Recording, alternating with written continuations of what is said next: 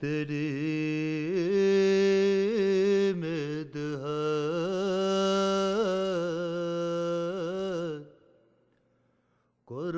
قرآن کا خیمہ ہے، عباس تیری مدحت قرآن کا خیمہ ہے، الفاظ کی بندش ہے، تطہیر کا پہرا ہے، الفاظ کی بندش ہے،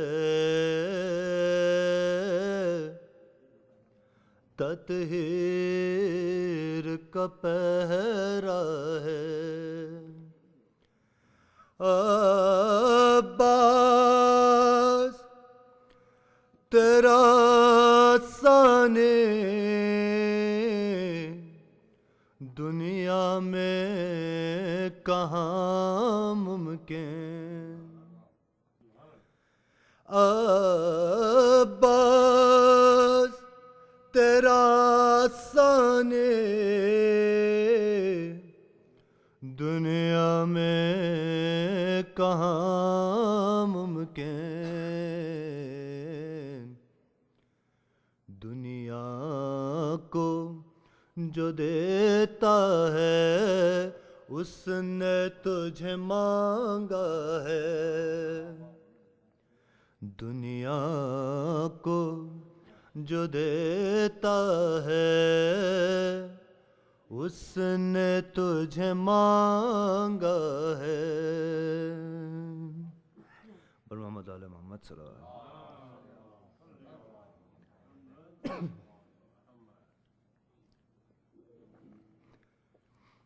ام البنین نے بیٹے کو بیدار کر دیا،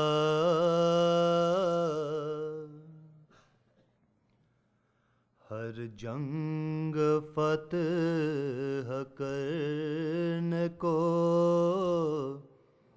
تیار کر دیا، عباس کو لگا کے کلیجے سے بار بار اتنی دعائیں دی کہ علمدار کر دیا، اتنی دعائیں دی کہ علمدار کر دیا، محمد علی محمد صلی اللہ علیہ وسلم.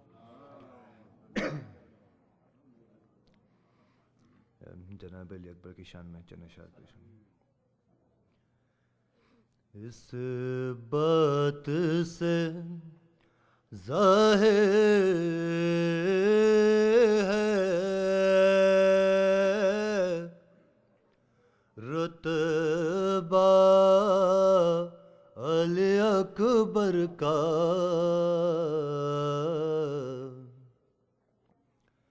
اس بات سے ظاہر ہے رتبہ علی اکبر کا، ہوتا ہے اذانوں میں چرچا علی اکبر کا، ہوتا ہے اذانوں چرچا علی اکبر کا اے ہوئے تیری قسمت نے کیوں آج یہ کروٹ لی اے ہوئے تیری قسمت نے کیوں آج یہ کروٹ لی کیا صبح کو دیکھا تھا چہرہ علی اکبر کا شبیر جھلاتے تھے عباس کے جھولے کو شبیر جھلاتے تھے عباس کے جھولے کو عباس جھلاتے ہیں جھولا علی اکبر کا گر اذن وغا ملتا کفار کا وہ لشکر گر اذن وغا ملتا کفار کا وہ لشکر عباس کا آدھا تھا آدھا علی اکبر کا عباس کا آدھا تھا آدھا علی اکبر کا پوچھا گیا یوسف سے جب حسن کے بارے میں پوچھا گیا یوسف سے جب حسن کے بارے میں ہنس کر کہا یہ تو ہے صدقہ علی اکبر کا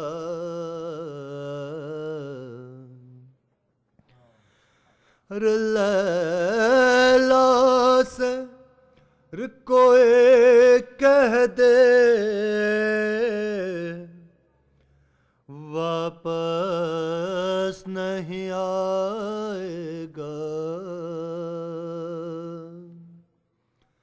لیلا سے کوئی کہہ دے واپس نہیں آئے گا اب دیکھ لے جی بھر کے چہرہ علی اکبر کا ہم شکل پیغمبر کو نیزہ نہ لگا ظالم ہم شکل پیغمبر کو نیزہ نہ لگا ظالم ہے پیاس سے بہت خستہ سینہ علی اکبر کا مادر یہ دعا کرتے ہی رہی مادر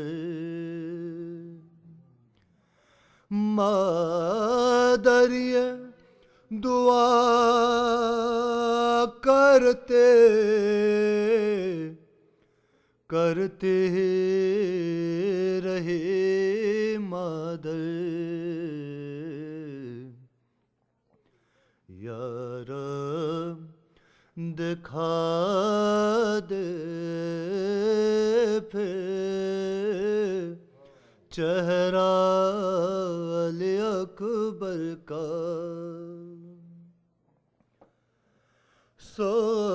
سغران لکھا تھا بابا کو یہ خط میں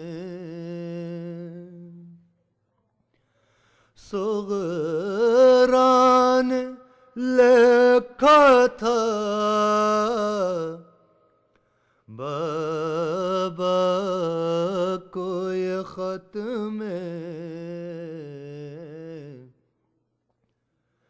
دیکھوں گی کبھی تو میں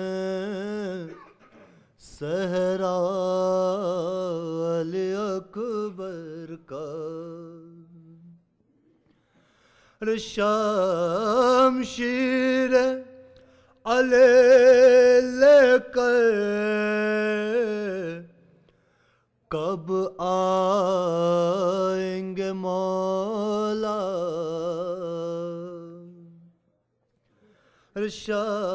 شمشیر علی لے کر کب آئیں گے مولا اب آپ کو لینا ہے بدلہ علی اکبر کا ہوتا ہے اذانوں میں چرچا علی اکبر کا اس بات سے ظاہر ہے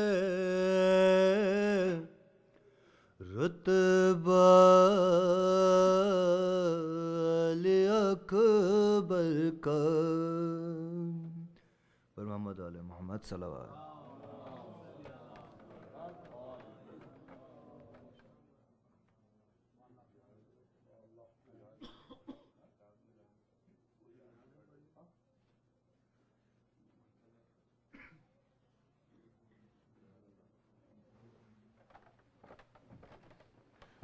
سواد بھیج دیں محمد والے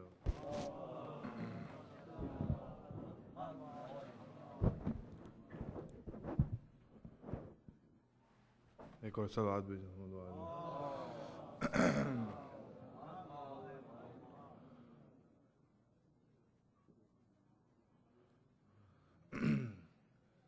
فرد اعمال میں بس عشق ہمارے ہوں گے فرد اعمال میں بس عشق ہمارے ہوں گے حشر کے دن یہی بخشش کے سہارے ہوں گے حشر کے دن یہی بخشش کے سہارے ہوں گے قبر میں چین سے سوئیں گے عزادار حسین، قبر میں چین سے سوئیں گے عزادار حسین، آنکھ کھولیں گے تو کوثر کے کنارے ہوں گے، آنکھ کھولیں گے تو کوثر کے کنارے ہوں گے، قافلہ قلد کی جانب جو بڑھے گا اپنا، قافلہ قلد کی جانب جو بڑھے گا اپنا، راہبر حضرت عباس ہمارے ہوں گے، راہبر حضرت عباس ہمارے ہوں گے، بھائی اہل ماتم کو بھلا روک سکے گا کوئی، اہل ماتم کو بھلا روک سکے گا کوئی، باب جنت پہ جو زہرا کے دلارے ہوں گے، باب جنت پہ جو زہرا کے دلارے ہوں گے، بھائی کن تمناؤں سے 18 برس زینب نے، کن تمناؤں سے 18 برس زینب نے، کتنے صدقے رخ اکبر کے اتارے ہوں گے، کتنے صدقے رخ اکبر کے اتارے ہوں گے، بھئی رو لو آج ہاتھوں سے سر پیٹ کے اصغر کو رباب، رو لو آج ہاتھوں سے سر پیٹ کے اصغر کو رباب، کل کو رسی سے بندھے ہاتھ تمہارے ہوں گے، کل کو رسی سے بندھے ہاتھ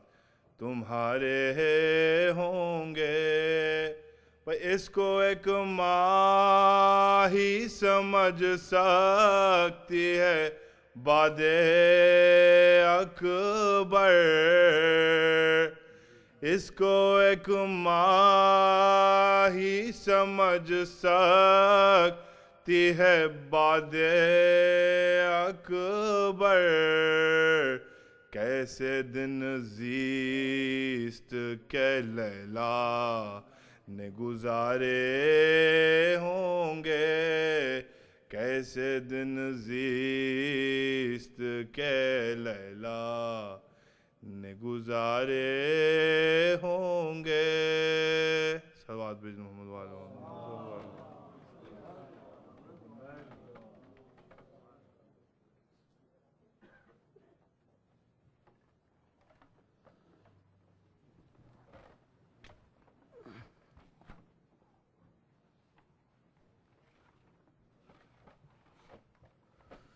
صلوات بر محمد و آل محمد۔ اللہم صلی اللہ محمد و آل محمد۔ آؤ بھائی۔ بولی ماں کیا ہوا؟ سکینہ کو غشیے کیوں آ گیا؟ سکینہ غشیے کیوں آ گیا؟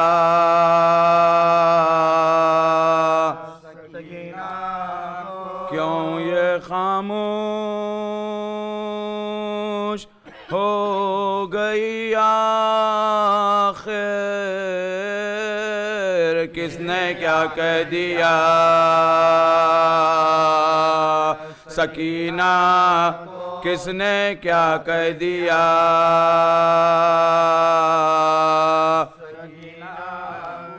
کیا خبر اس کو؟ کیا ہوا بیٹا؟ دیکھو عابد ذرا، سکینہ دیکھو عابد ذرا، سکینہ نا شکایت ہے اب تماچوں کی، نہ رسن کا گلا، سکینہ نہ رسن کا گلا، سکینہ کو ہائے غربت میں چھین کر مجھ سے لے گئی کیوں خزاں؟ سکینہ لے گئی کیوں خزاں؟ سکینہ کو بولی ماں کیا؟ بانوں سے دم بدم یہ سکینہ کا تھا بیان، کیسا مکان ہے کہ ہوا تک نہیں، جہاں دیکھوں گی کس طرح سے بھلا شکل آسمان ہے زمین تک نظر آتی نہیں، ہے زمین تک نظر آتی نہیں، اما سبوں کی جان خدا ہی بچائے گا، شب کو بھی کیا چراغ جلایا نہ جائے گا، شب کو بھی کیا چراغ جلایا نہ جائے گا، ایسی تیرگی ہے تو بس ہو چکی حیات، میں جانتی ہوں آج کی شب کو شب وفات، سوتے تھے لے کے سینہ پا بابا تمام رات، عادت میری بگاڑ گئے، عادت میری بگاڑ گئے، جب شمع گل ہوئی ہے تو گھبرا کے روئی ہوں، اماں بھلا کبھی میں اندھیرے میں سوئی ہوں، اماں بھلا کبھی میں اندھیرے میں سوئی ہوں، ماں بیٹی میں یا تھی غم انگیز داستان،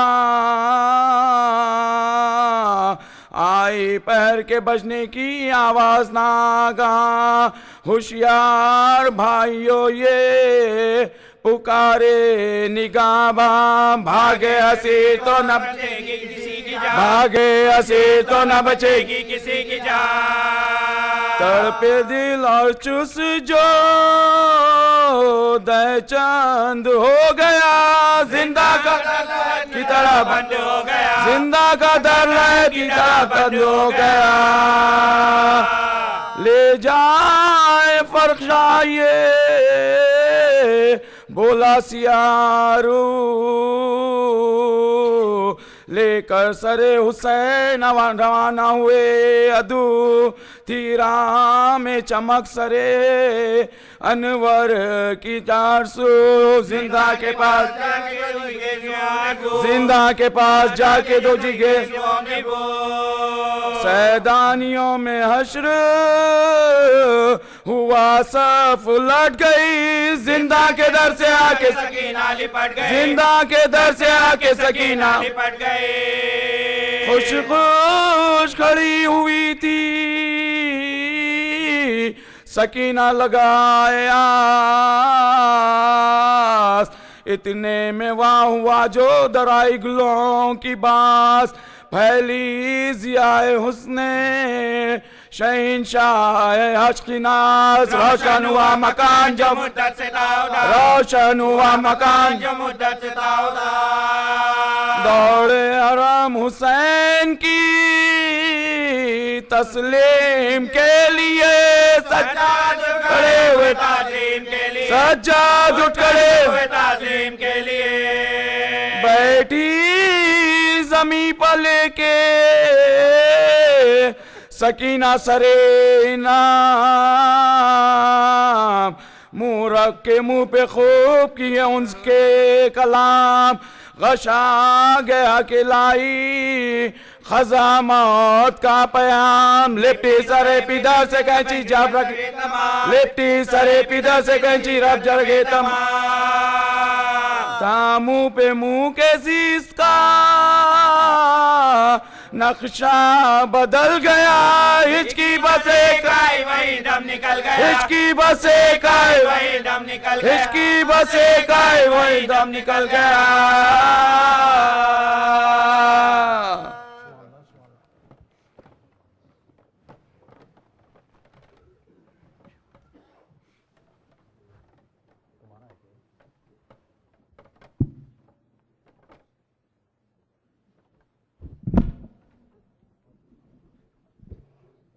مومنین آپ لوگوں کو بتا دیں کہ یہ دوسرے عشرے کی آج آخری مجلس ہے اور کل سے انشاءاللہ جو ہے نا علامہ جاوید جعفری صاحب خطاب کریں گے یہاں پہ ان کا ایک عشرہ ہوگا اور وقت وہی ہے 7:30 بجے انشاءاللہ شروع کر دیں گے 7:45 بجے سلام اور مرثیے شروع کر دیں گے ہم لوگ اور آپ لوگوں سے اور ایک بھی گزارش تھی کہ محرم کے فنڈز کے لیے جو ہے نا آپ لوگوں سے مسلسل ریکویسٹ رہتی ہے کہ فنڈز میں جو ہے نا کنٹریبیوٹ کریں تاکہ ہمارے آن گوئنگ جو بھی خرچے ہیں یا کہ اخراجات ہیں محرم کے اس ادارے کے اس میں ہماری مدد ہوگی اور جن لوگوں نے سبسکرپشن کا رینیول نہیں کرایا ان کو ہم ایک بار پھر ریمائنڈ کرتے ہیں کہ ان کے سبسکرپشن کے رینیول کا یہ مہینہ ہوتا ہے محرم کا تو اس میں جو ہے نا آپ اینڈ آف دی ایئر اس کو اپنے سبسکرپشنس کو ممبرشپ کو رینیول کر لیں اور جو نئے ممبرس اگر بننا چاہتے ہیں ہم ان کو بھی انکریج کرتے ہیں کہ وہ ممبرشپ کے فارمز لے کے ممبرشپ لیں جس کی صرف $150 $150 اے ایئر ہے فیملی کی ممبرشپ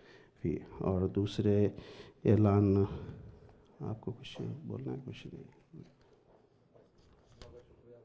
جی ہم مولانا امام حیدر صاحب کا شکریہ ادا کرتے ہیں کہ اس عشرے میں کافی جو ہے نا اچھی موضوع سے اچھی کافی تقریریں رہی ان کی کافی ہمارے علم میں اضافہ ہوا ہے اور ہم دعا کرتے ہیں کہ ان کے توفیقات میں اور خدا جو ہے نا اضافہ کریں اور ان کی طول عمر کی دعا کرتے ہیں انہیں ہر آفت و بلا سے محفوظ رکھنے کی دعا کرتے ہیں اور ہم آنے والے عشروں میں بھی انشاءاللہ ہم امید کرتے ہیں کہ وہ جو ہے نا ہمیں اسی طرح سے ہم اپنے علم سے فیضیاب کریں ہمیں ایک سورہ فاتحہ کی درخواست ہے آپ سے مرحوم سید مبارک حسین شاہ جعفری ابن سید محمد حسن شاہ جعفری اور جملہ حاضرین مجلس کے جتنے بھی مرحومین ہیں ان سب کے لیے ایک سورہ فاتحہ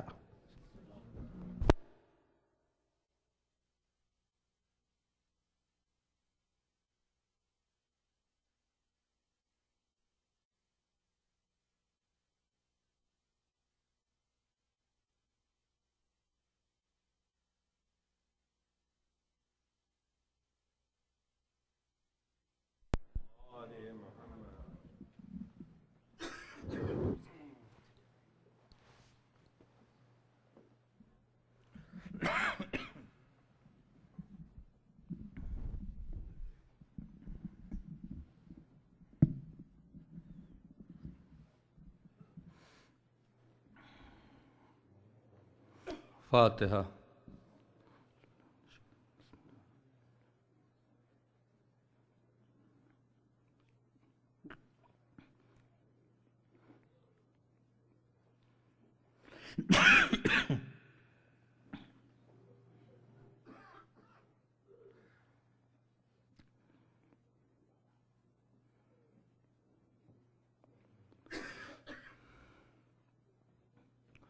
اعوذ باللہ من الشیطان الرجیم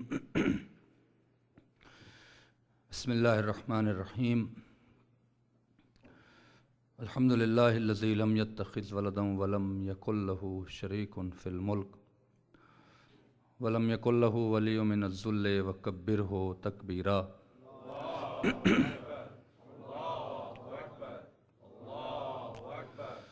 والصلاة والسلام علی اشرف الانبیاء والمرسلین الذی ارسلہ بالحق بشیرا ونذیرا وداعیا الی اللہ باذنہ وسراجا منیرا سیدنا و مولانا ہادینا مقتدانا ابو القاسم محمد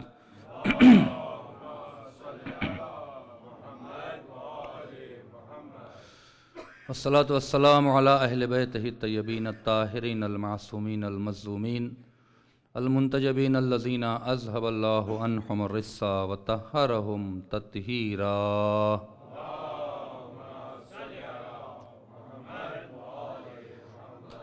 ولعنۃ اللہ علی اعدائہم اجمعین اما بعد فقد قال سبحانہ تبارک وتعالی فی محکم کتابہ الکریم بسم اللہ الرحمن الرحیم فاقم وجہک للدین حنیفا فطرۃ اللہ التی فطر الناس علیہا لا تبدیل لخلق اللہ ذالک الدین القیم ولکن اکثر الناس لا یعلمون صلوات پڑھ دیں محمد علیہ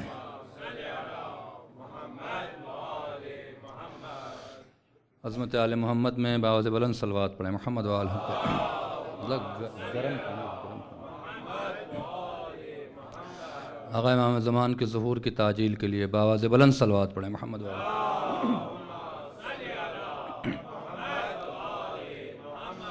اپنی تمام تر عبادات کے قبول ہونے کے لیے مغفرت کے لیے اور اپنے درجات کی دنیا اور آخرت میں بلندی کے لیے اپنی عزاداری کے قبول ہونے کے لیے ایسی صلوات پڑھیں کہ خدا اندل میں اس کا اجر جزیل عطا فرمائے صلی اللہ علیہ محمد وعجل فرجہم ایک بار اور صلوات پڑھیں محمد وآلہ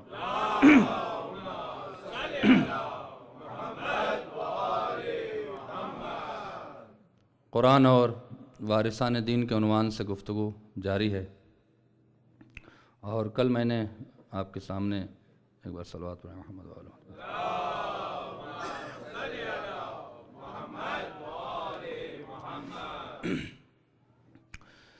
کل میں نے آپ کے سامنے اس بات کو ایک گزارش کے طور پہ رکھا تھا اور یہ بار بار میں نے اس کی طرف متوجہ کرایا ہے کہ انسان دیندار اسی وقت ہوگا جب دین کو سمجھے گا اور دین کو سمجھنے کے لیے خداوند عالم نے ہمیں عقل و شعور عطا کیا ہے جس سے کوئی بھی انسان انکار نہیں کر سکتا۔ اس عقل و شعور کا استعمال اس وقت تک نہیں ہو سکتا جب تک کہ انسان اپنے اس عقل کو حرکت عطا نہ کرے۔ حرکت سے مراد کہتے ہیں نا کہ بڑی آپ کی حرکتیں اچھی نہیں ہیں، وہ جو حرکت کا لفظ ہے نا وہ یہیں سے فارمولہ اٹھایا گیا ہے کہ جب تک انسان اپنے ذہن کو کہیں متوجہ نہیں کرے گا، کسی طرف راغب نہیں کرے گا، کسی فکر کی طرف لے نہیں جائے گا، حرکت نہیں کرے گا، اس وقت تک اس کے ذہن و دماغ میں فکر پیدا نہیں ہوگی۔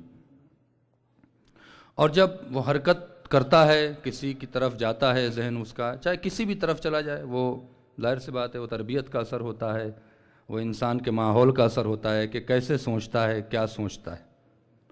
جب اس میں فکر آتی ہے تو جیسے ہی فکر کی وادی میں، فکر کے میدان میں قدم رکھتا ہے، اس کے ذہنوں میں سوال ابھرتے ہیں اور انہی سوال کے جواب حاصل کرنے کا نام علم بھی ہے، فکر بھی ہے اور شعور بھی ہے۔ ہماری مجبوری یہ ہے، ہمارے ہاں جو سب سے بڑی، میں نے کل ایک سوال کیا تھا اور اسی سوال کا آدھا جواب میں نے دیا تھا اور آدھا رہ گیا تھا کہ کبھی اس طرف بھی تو متوجہ ہوں، کبھی یہ بھی تو سوچیں کہ ہمارے مذہب کی بنیاد کیا ہے، کبھی یہ بھی تو سوچیں نا، کبھی یہ بھی تو آپ کو فکر کرنا چاہیے کہ آخر قرآن میں یہ واقعات لکھے کیوں ہیں جو میں نے آپ کو اللہ کا شکر ہے میں بہت زیادہ پڑھا لکھا نہیں ہوں، لیکن مطمئن تو کیا ہے بہت حد تک، اور آپ کی آمد اس بات کی گواہ ہے کہ آپ بہت ہم سے محبت کر رہے ہیں اور بہت ہماری باتوں کو اپریشیٹ کر رہا ہے، اس کا اجر دے گا۔ لیکن ہم نے بار بار کہا ہے کہ جو بھی پڑھے لکھے افراد ہیں، جو بھی مثال کے ذمہ دار افراد ہیں، جو بھی ممبر پہ جا رہے ہیں، بشرط کے ذمہ دار ہوں۔ ماحول تو یہ بنا ہوا ہے کہ ممبر نہیں ہو گیا ہے، جو چاہ رہا وہ چڑھا جا رہا، جو اس کے منہ میں آ رہا وہ کہہ رہا ہے۔ میں نے پہلی مجلس میں دوسری کہا تھا کہ لائسنس اس کا بھی ہونا چاہیے کہ کم سے کم اس نے 5-7 سال حوزے میں گزارا ہو، اس نے فلسفہ دیکھا ہو، اس نے منطق دیکھی ہو، اس نے علم کلام دیکھا ہو، اس نے علماء کے سامنے، مراجع کے سامنے، آیت اللہوں کے سامنے بیٹھ کر کچھ سیکھا ہو، تبھی تو آپ کو سکھا سکتا ہے۔ ورنہ اگر آپ کو یوں ہی ہنسانا ہے، کھلانا ہے، تو پھر ممبر اس کی جگہ نہیں ہے کہ آپ کو چٹکلے کہے جائیں اور جوک کہا جائے ممبر سے اور آپ کا ٹائم ویسٹ کیا جائے، یہ نہیں ہے۔ ممبر سے عقل و شعور کو بیدار کرنا ہے۔ عزاداری سید الشہداء یہ درسگاہ حسینی ہے، اور جو یونیورسٹی میں لوگ جاتے ہیں، جاتا بچہ جاہل ہے لیکن 6 مہینے میں پتہ چل جاتا ہے کتنا پڑھا لکھا ہے۔ تو کم سے کم آپ مجلسیں اٹینڈ کر رہے ہیں تو آپ کو کچھ ملنا چاہیے، وہ ایک الگ کی بحث ہے۔ لیکن اس کی طرف آپ کو متوجہ کرانا ایک علماء کا کام ہے، اور ظاہر سی بات ہے میں علماء میں تو نہیں ہوں، میں تو ایک طالب علم ہوں، میں تو تھوڑا بہت جانتا ہوں، بس مولا کے در کی قدم بوسی کی ہے، وہیں سے جو مل گیا ہے میں آپ تک پہنچا رہا ہوں۔ کہ ہمارے مذہب کی بنیاد، میں نے بار بار یہ بات کہہ رہا ہوں اور کہتا رہوں گا کہ دور کسی کے سوال سن کر آ کے عالم سے جواب مانگنے کا نہیں ہے کہ آپ سے کوئی سوال کر دے اور آپ آئے مولانا یہ اس نے سوال کر دیا مجھ سے یونیورسٹی میں اور اس کا جواب بتائیے، نہیں، یہ دور نہیں ہے۔ آپ اس سے کاؤنٹر اٹیک کریں، وہ سوال کرے کہ آپ فلاں کو کیوں نہیں مانتے، تو آپ فوراً کہیں کہ آپ مانتے ہیں تو دلیل دے دیجئے، میں مان لیتا ہوں۔ تو جو فرما رہے ہیں نا آپ یہ کام کیوں کرتے ہیں، تو آپ نہیں کرتے اس کی دلیل دے دیجئے، میں کرتا ہوں تو میرے پاس دلیل ہے، لیکن آپ پہلے بتائیں کہ آپ کیوں نہیں کرتے ہیں۔ جب تک اس کاؤنٹر اٹیک کا مزاج آپ نہیں رکھیں گے، آپ پروپیگنڈے کا شکار ہوں گے، اور نفرتیں اس طرح سے پھیلتی چلی جائیں گی، اور بچے اس طرح سے کنفیوز ہوتے چلے جائیں گے۔ ممبر پہ علماء کا حق یہ بنتا ہے کہ وہ آپ کو وہ اسلحے اور وہ چیزیں فراہم کر دیں کہ جب آپ کسی سے بحث کریں تو مجلس کام آ جائے، سننا کام آ جائے، گھنٹہ کام آ جائے۔ یہی میرا اپنا مشن ہے، جو اپنی حد تک میں سمجھتا ہوں کہ میں کر رہا ہوں۔ بہرحال بہت ساری باتیں تو میں نہیں کہہ سکتا، لیکن میں نے جو کیا ہے وہ اس طرح سے آپ کے ساتھ پہنچایا ہے۔ میں نے کل جو سوال کیا تھا، اگر آپ ٹیلی فون اٹھائیں اس ٹورنٹو کے اندر، کیا پوری دنیا کے تشیعوں میں جنہوں نے بہت مجلسیں نہ سنی ہو، آپ اگر فون کر کے پوچھیں کہ شیعت کی بنیاد کیا ہے، کس بنا پر ہم دوسرے فرق سے، دوسرے مذہب سے، دوسرے لوگوں سے الگ ہیں، کس بنا پر ہیں، کس بنا پر ہیں؟ حنفی مسلک ہے، وہ اس سے بھی ہمارا کوئی اختلاف نہ خدا میں ہے، نہ کعبے میں ہے، نہ قرآن میں ہے، نہ رسول میں ہے۔ اگر اختلاف ہوتا تو یا وہ مسلمان رہتے یا میں مسلمان رہتا۔ نمازوں کے مثال کے طور پر ادائیگی میں، نمازوں کی عدد میں، قبلے میں، روزے میں کہیں کوئی اختلاف چھوٹا موٹا وہ فقہی اختلاف دکھتا ہے، مطلب جسے کہتے ہیں کہ مذہبی اختلاف نہیں دکھتا ہے۔ مذہبی اختلاف نہیں ہے کہ وہ نماز پڑھ رہے ہیں تو مثال کے طور پر ہم کہہ دیں کہ نہیں ان کی نماز باطل ہو، ان کی نماز غلط، نہیں، اپنے حساب سے پڑھیں تو ان کی نماز صحیح ہے، ہم اپنے حساب سے پڑھیں تو نماز ہماری بھی صحیح ہے۔ وہ قرآن کی تلاوت کر رہے ہیں، ہم بھی قرآن کی تلاوت کر رہے ہیں، اگرچہ ہمارا مکتب فکر اتنا امین اور اتنا امانت دار ہے کہ وہ ہم پہ الزام لگاتے ہیں کہ ہمارے پاس 40 پارے کا قرآن ہے، ہم کہتے نہیں جو قرآن آپ کے پاس وہ ہمارے پاس بھی ہے۔ یہ فرق ہے ہم میں اور ان میں۔ لیکن جو قرآن کی تلاوت کر رہے ہیں تو ان کی آپ تلاوتیں ہم بھی سنتے ہیں۔ عبد الباسط کوئی شیعہ نہیں تھے لیکن کتنا اچھا قرآن پڑھتے تھے، ہر گھر میں جو بھی حافظ قرآن ہے، جو بھی قرآن پر کام کرا اس کے گھر میں ان کی سیڑھی پائی جاتی ہے۔ تو اختلاف کہاں ہوا ہے، اختلاف کس بنا پر ہوا ہے، یہ جب تک ہم اپنے مذہب کے بارے میں معلومات حاصل نہیں کریں گے ہم یوں ہی رہ جائیں گے۔ ہمیں اوپر سے باتیں معلوم ہوئی، گہرائی اور گہرائی تک جانا ہے تو شیعہ اور آل محمد کے چاہنے والوں کو شعور استعمال کرنا چاہیے۔ میں نے کل یہ بتایا تھا، جو حضرات کل نہیں آ سکے تھے کسی عذر کی بنا پہ، ان تک یہ بات پہنچ جائے، اس لیے میں نے پھر سے سوال کیا ہے کہ شیعت کی بنیاد امام کا معصوم ماننا ہے۔ عصمت ائمہ کے ہم قائل ہیں۔ عصمت سے مراد یہ نہیں ہے کہ گناہوں سے دور رہنا، کوئی انسان بھی گناہوں سے دور رہ جائے تو وہ بھی معصوم ہو جائے گا۔ عصمت سے مطلب یہ ہے کہ ایک تو عصمت منصوص من اللہ ہو، اللہ نے معصوم بنایا ہو، بھائی یہیں سے بات ختم ہو گئی۔ یعنی آپ اگر اپنے کو گناہوں سے بچا لیں تو معصوم تو ہوں گے، لیکن وہ عصمت نہیں پائیں گے جو عصمت خداوند عالم نے اپنے اماموں کو عطا کی ہے. توجہ فرما رہے ہیں جان محترم. اور یہ امامت اتنی امپورٹنٹ چیز ہے, اتنا اہم عہدہ ہے. میں ایک جملہ کہہ رہا ہوں بہت ذمہ داری کے ساتھ, کہ خداوند عالم نے ایک کم 1.25 لاکھ نبیوں میں سوائے ابراہیم کے کسی کو امام نہیں بنایا ہے. توجہ فرمائیں. کیوں؟ اس لیے کہ ہر نبی سے کہیں نہ کہیں ترک اولا ہوا ہے سوائے ابراہیم کے. آپ سن رہے ہیں بات میں کیا کہہ رہا ہوں آپ سے؟ ہر نبی کا کہیں نہ کہیں ترک اولا ہے. آدم نے کہیں نہ کہیں ترک اولا کیا ہے, کہیں نہ کہیں بھول ہو گئی ہے. جناب یونس سے کہیں نہ کہیں بھول ہوئی ہے. جناب موسیٰ سے کہیں نہ کہیں بھول ہوئی ہے. جناب عیسیٰ سے صاحب کتاب بنایا, اولو العزم پیغمبر بنایا, نبی بنایا, رسول بنایا, امام نہیں بنایا. امام صرف ابراہیم کو بنایا. کیوں؟ اس سے کہ ابراہیم سے کہیں ترک اولا نہیں ہوا ہے. تو آپ سوچیں کہ امامت کا اسٹیٹس اللہ کی نگاہ میں کتنا بلند ہے, کہ امامت کے لیے سب سے پہلے وہ عصمت کا درجہ چاہیے, وہ عصمت کا مقام چاہیے کہ جہاں پہ ترک اولا کا بھی تصور نہ ہو. توجہ فرما رہے ہیں. اب جنہیں عصمت دی گئی ہے, جناب ابراہیم کو امام بنائے گا, اس کے بعد کسی کو امام نہیں بنائے گا 10-20 ہزار سال. اب جناب ابراہیم نے جو دعا کر دی تھی وَقَالَ مِن ذُرِّيَّتِي, پروردگار دیکھیں آپ, جب ابراہیم کو خلت دی گئی تو انہوں نے نہیں کہا کہ میری ذریت میں قرار دے. میں کہاں ہیں آپ؟ اللہ نے کہا تو میرا دوست ہے, تو میرا خلیل ہے. تو انہوں نے یہ نہیں کہا کہ میری اولاد میں بھی کوئی خلیل ہوگا کہ نہیں ہوگا. جب ابراہیم کو نبوت دی گئی تو نہیں کہا کہ پروردگار میری ذریت میں ہوگی کہ نہیں ہوگی. لیکن جب امامت دی گئی تو کہتے ہیں وَقَالَ مِن ذُرِّيَّتِي, یہ میری ذریت میں جائے گی کہ نہیں جائے گی. ابراہیم کا برجستہ اللہ سے مطالبہ کر لینا امامت کے عہدے کی اہمیت کو بتا رہا ہے. ہائے توجہ فرمائے, امامت کے عہدے کی اہمیت کو بتا رہا ہے کہ ابراہیم نے خلت نہیں مانگی اللہ سے اپنی ذریت میں, ابراہیم نے نبوت نہیں مانگی اللہ سے اپنی ذریت میں, ابراہیم نے رسالت نہیں مانگی اللہ سے اپنی ذریت میں. امامت کیوں مانگی؟ تو ابراہیم پلٹ کے کہیں گے جو میں دیکھ رہا ہوں وہ تم نہیں دیکھ رہے ہو. اس سے کہ خلت ایک مقام پہ ختم ہو جائے گی, نبوت ایک مقام پہ ختم ہو جائے گی, رسالت ایک مقام پہ ختم ہو جائے گی. یہ امامت کا عہدہ ہے جو قیامت تک جائے گا.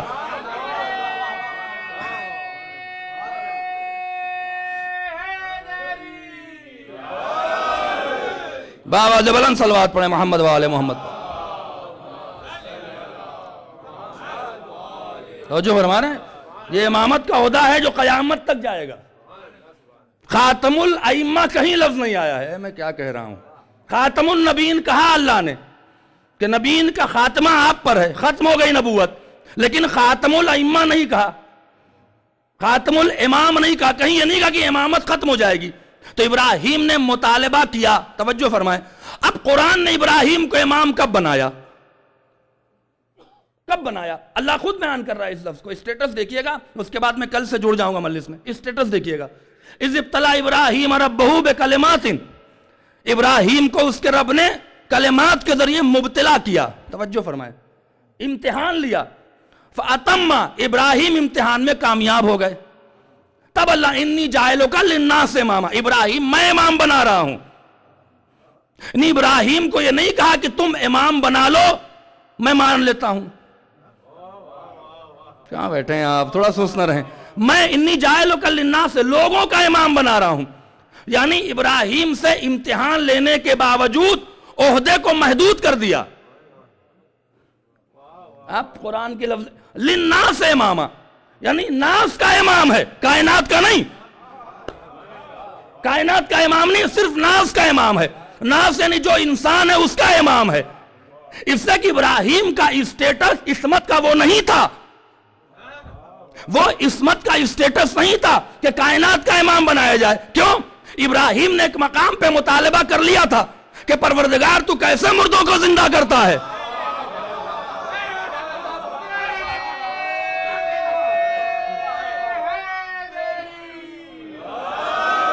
دیکھیں نا قرآن کیسے امامت کے اسٹیٹس کو سمجھا رہا ہے. پروردگار تو کیسے مردوں کو زندہ کرتا ہے.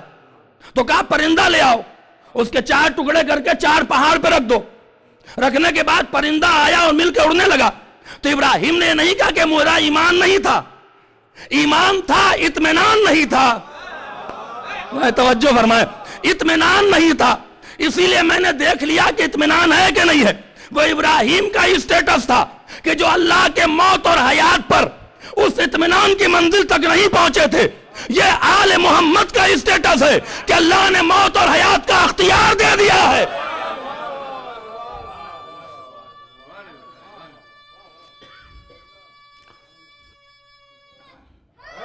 جیتے رہو بیٹا. باواز بلند صلوات پڑھیں محمد و آل محمد پر. آپ دیکھیں تاکہ میرا قلب مطمئن ہو جائے. لہذا تجھ سے میں نے اللہ سوال کیا تھا, مجھے معلوم تھا کہ تم مردوں کو زندہ دیکھ لیں. آنکھوں سے دیکھ لیں گے تو کیا ہو جائے گا؟ عین الیقین ہو جائے گا. ابراہیم کو علم الیقین تھا, عین الیقین نہیں تھا. آپ جملہ کھا گئے. ابراہیم کو یقین کا علم تھا لیکن اپنی آنکھوں سے دیکھا نہیں تھا. لیکن جب امامت کا آغاز رسالت کے بعد کیا ہے اور اللہ نے اپنی طرف سے معصوم بنایا ہے تو پوچھا گیا تو اپنے یقین کا اسٹیٹس بتا رہے ہیں مولا کائنات. لو کشف الغطاء لمزدت یقینا. اگر اللہ اپنے تمام حجابوں کو کھول بھی دے تو میرے لیے کوئی سرپرائز نہیں ہوگا. اے صلوات پڑھیں محمد و آل محمد پر. محسوس کر رہے ہیں آپ؟ میرے لیے کوئی سرپرائز نہیں ہے, میرے لیے کوئی نئی بات نہیں ہے. اس کا مطلب یہی ہے جو میں نے لفظ بہت اچھی شاید کہہ دی ہے. لو کشف الغطاء, ابراہیم کی آنکھوں سے پردہ نہیں ہٹا تھا. ابراہیم چاہتے تھے کہ میری آنکھوں سے پردہ ہٹ جائے تاکہ میں دیکھ لوں اللہ مردے کیسے زندہ کرتا ہے. وہ اسٹیٹس ابراہیم کا تھا, لہذا روک دیا کہ صرف تجھے لوگوں کا امام بناؤں گا. یہی اسٹیٹس ہے کہ کچھ بھی خدا کر دے میرے لیے کوئی نئی بات نہیں ہوگی. کہا جب تیرا اسٹیٹس یہ ہے تو تجھے عالمین کا امام بناؤں گا. صلوات پڑھیں محمد و آل محمد پر.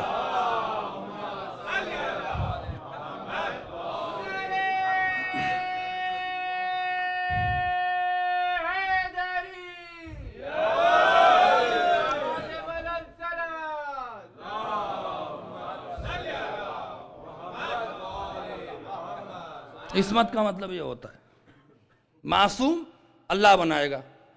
جب اللہ بنائے گا تو ہر لحاظ سے من جمیع جہات, کسی بھی پوائنٹ سے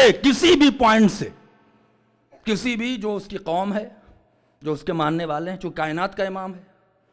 جب کائنات کا امام ہے تو دیکھ لیں جو بھی کتنا ہی طاقتور کیوں نہ ہو اس دنیا میں, امام سے زیادہ طاقتور نہیں ہوگا. نہیں, آپ توجہ کریں. کتنا ہی طاقتور ہو, انسانوں کی طاقت کی تو کوئی اوقات نہیں ہے. انسان کی طاقت کو تو پانی ہرا دے. سونامی آتی تو انسان بے بس ہوتا ہے کہ نہیں ہوتا ہے؟ میں کیا کہہ رہا ہوں آپ سے, انسانوں کو کوئی طاقت نہیں. آپ اپنی طاقت کا موازنہ نہ کریں.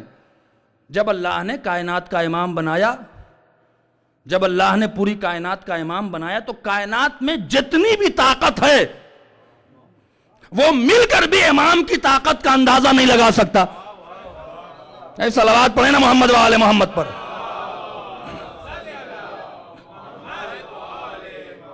کہیں بھی کوئی امام کی طاقت کا اندازہ لگا سکتا ہے؟ اب آئیے ایک واقعہ سنا دیتا ہوں. کم سے کم یہودیوں والا عقیدہ اگر مسلمان رکھتے تو علی کو مان لیتے. بخاری شریف کی روایت ہے کہ اس میں امام کا لفظ آیا ہے. انہوں نے کہا عصمت کے تو ہم قائل نہیں ہیں امام کے, لیکن ہاں علی بن ابی طالب کو اختیار دیا تھا خدا نے تھوڑا بہت. وہ گھوم کے آ جاتے ہیں لیکن الجھائے رہتے ہیں, الجھے خود بھی ہیں, خود بھی الجھا رہے ہیں. یہودی گزر رہا تھا, توجہ فرمائے کیا حسین بات کہی ہے. گزر رہا تھا, چلتے چلتے اس کے ساتھ مولا کائنات گزر رہے تھے. پانی کے پاس پہنچا اور پہنچنے میں اس نے یہودی نے کچھ کہا اور پانی سے چلتا ہوا ادھر چلا گیا. ادھر جا کھڑا ہو گیا. ادھر مولا کائنات جانتا نہیں ہے کون کھڑا ہے, جانتا نہیں ہے, یہ دھیان میں جانتا نہیں ہے کہ کون کھڑا ہے. ادھر جا کہتا لو علمتا ما علمتو لجستا کما جستو. اے شخص جو میں جانتا ہوں, جو میرے پاس علم ہے, تمہارے پاس ہوتا تو تم اسی طرح پانی سے چل کر آ جاتے جیسے میں چل کے آ گیا.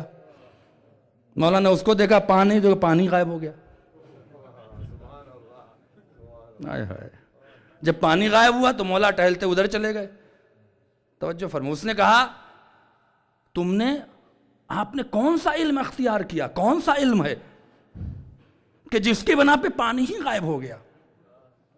تو پلٹ کے مولا نے کہا تو بتا کہ تو نے کیا پڑھا.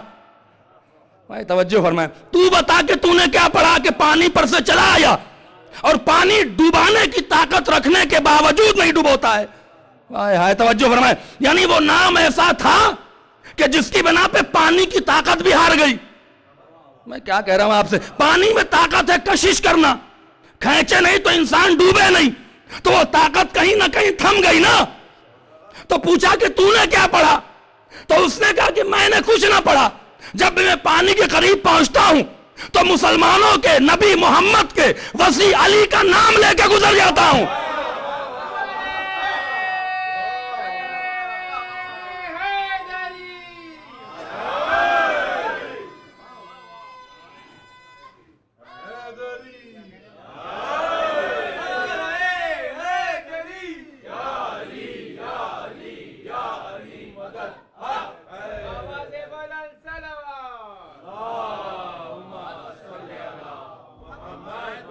میں اللہ اکبر محمد مسلمانوں کے نبی محمد کے وسیع علی کا نام لے کر پانی سے گزر جاتا ہوں. کیا پہچانتے ہو؟ کیا پہچانتا نہیں ہوں؟ توجہ فرمائیں, پہچانتے نہیں ہو؟ کہا نہیں. کیا پھر تمہیں علی کا نام کہاں سے معلوم ہوا؟ کہا اپنی کتاب سے. کہا اپنی کتاب سے کہاں سے پایا؟ کہا ہمارے عبادت گاہ میں ایک دن نام آیا تو میرے کسی نے کہا کہ نام بہت طاقتور ہے. تو کہا کیوں؟ کہا اس لیے کہ وہ کائنات کا امام ہے. تو میں نے کہا کیا میں اس کا نام لے کے ٹرائی کروں؟ پانی کی کشش مجھے روک لی. کہاں ٹرائی کر لو. میں نے ٹرائی کیا, مجھے پانی ڈبوتا ہی نہیں ہے. تو کم سے کم یہ مسلمان, یہ اپنے کو علی کا کہنے والے یہودیت نہ تو عقیدہ رکھیں. صلوات پڑھیں محمد و آل محمد پر.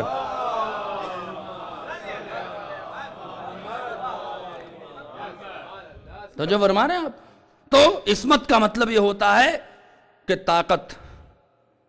اور دو چیزوں کی بحث کی ہے. یہ تو خیر آج ایک جسے کہتے ہیں اضافی ہو گئی بحث, جو کل کی بحث تھی اس سے آج منسلک ہو جاتا ہوں.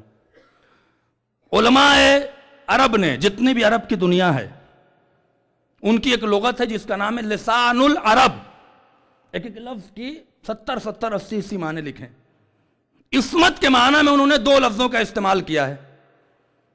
جو معصوم ہوگا اس کا مطلب ہے کہ وہ با علم ہوگا, با کمال ہوگا اور با کردار ہوگا. اب اگر خداوند عالم نے کسی کو معصوم بنایا ہے تو اسے علم دے. علم کی بحث کل ہو چکی ہے کہ علم کا اسٹیٹس کیا تھا کہ جب تم جاہل ہو جاؤ تو اس سے پوچھو جو لا تعلمون کی فہرست میں نہ ہو. اور اللہ کہتا کہ ہم نے ہر شخص کو اس کی ماں کے بطن سے نکالا جبکہ وہ لا تعلمون تھا. تو کوئی ذات ایسی آئی ہوگی کہ جو پیدا ہوتے ہی لا تعلمون کی فہرست میں ہوں گے. توجہ فرما رہے ہیں.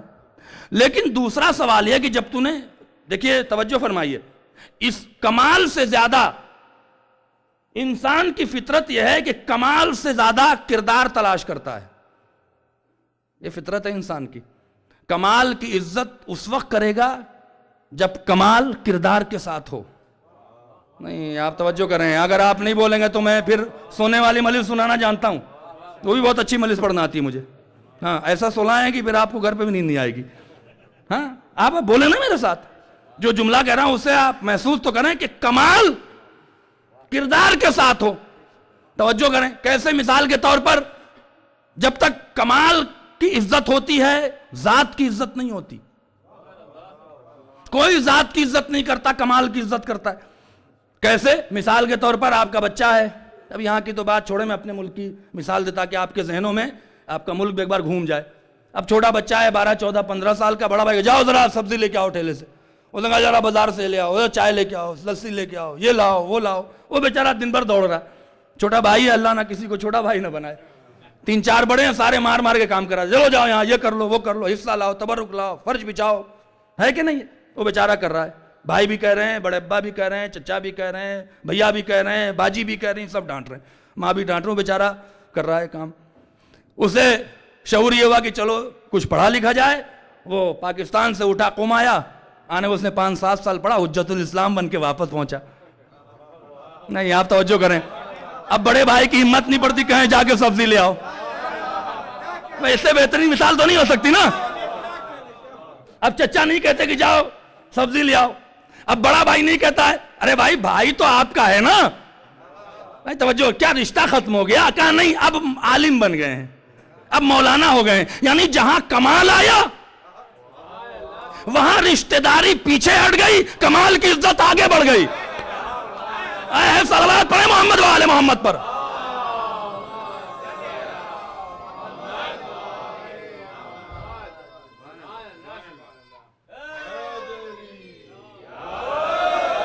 رشتہ داری پیچھے کمال کی عزت آگے بڑھ گئی اب باپ کی ہمت نہیں بڑھتی کہ حجت الاسلام سے کہیں کہ ذرا کچھ کام کر دیجئے اگر کہیں گے بھی تو بڑے تکلف سے بزرگان کھڑے ہوتے نہیں مولانا کیوں کھڑے ہوتے ہیں آپ کے بچے کی طرح سے ہاں میں امام حیدر کی عزت نہیں کرتا جو آپ کے پاس علم ہے اس کی عزت ہے تو ذات کی عزت نہیں ہوتی ہے کمال کی عزت ہوتی ہے تو میں یہی تو مسلمانوں سے کہتا ہوں چلو علی کو ذات کی بنا پہ چھوڑ دو کمال کی بنا پہ تو مان لو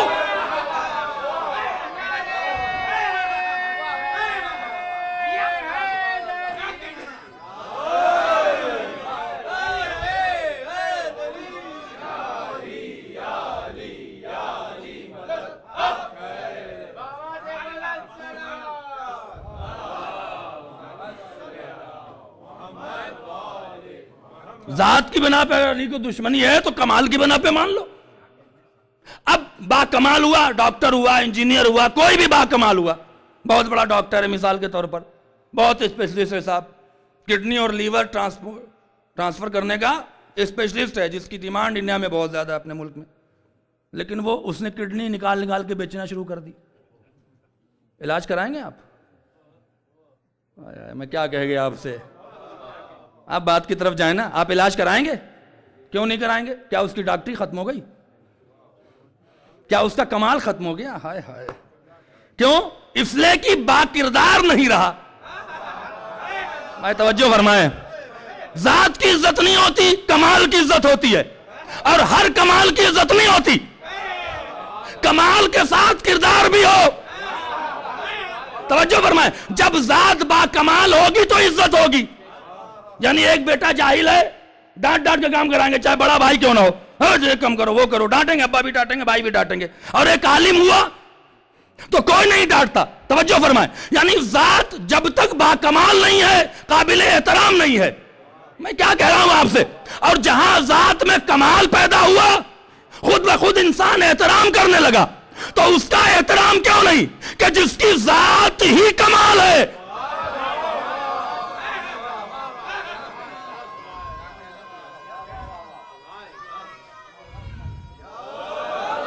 ہم 15 سال میں جا کے مولانا بنے ہم 15 سال میں جا کے حافظ قرآن بنے جو پیدا ہوتا ہی قرآن سنا رہا ہے تو اس کی ذات با کمال ہے یعنی کمال ذات سے کہیں جدا نہیں ہے تو ہر کمال کی عزت نہیں ہوتی جب تک کہ کمال صاحب کردار نہ ہو یہی تو شرف ہے کہ اللہ نے دنیا میں کسی کے بھی کردار کی ضمانت نہیں لی کسی کے بھی کریکٹر کو سرٹیفکیٹ نہیں دیا سوائے آل محمد کے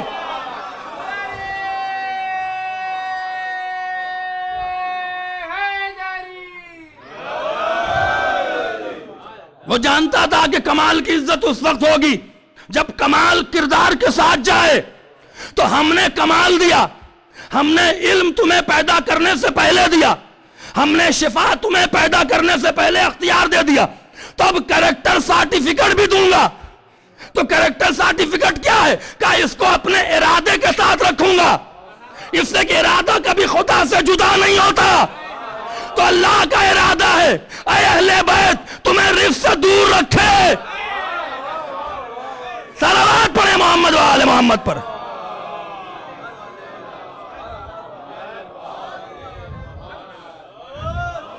ایک بار اور باواز بلند صلوات پڑھیں محمد و آل محمد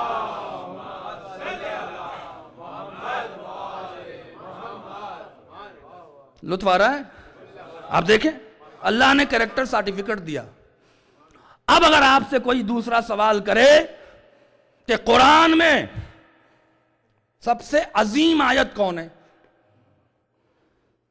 سب سے عظیم آیت یہ تمام لوگوں نے مانا ہے تو علماء اہل تشیع کہتے ہیں آیت تطہیر ہے اس کی دلیل کیا ہے آیت تطہیر کی جو دلیل ہے نا وہ یہ ہے کہ آل محمد نے، وارثان کتاب نے، وارثان دین نے، وارثان قرآن نے کسی بھی آیت کا شان نزول پڑھنے کا حکم نہیں دیا ہے.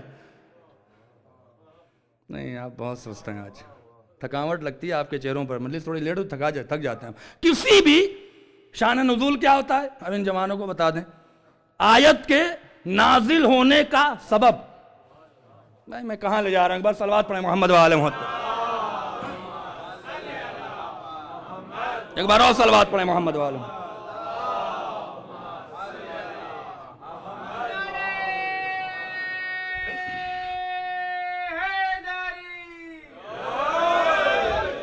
شان نزول یعنی آیت کے نازل ہونے کا سبب.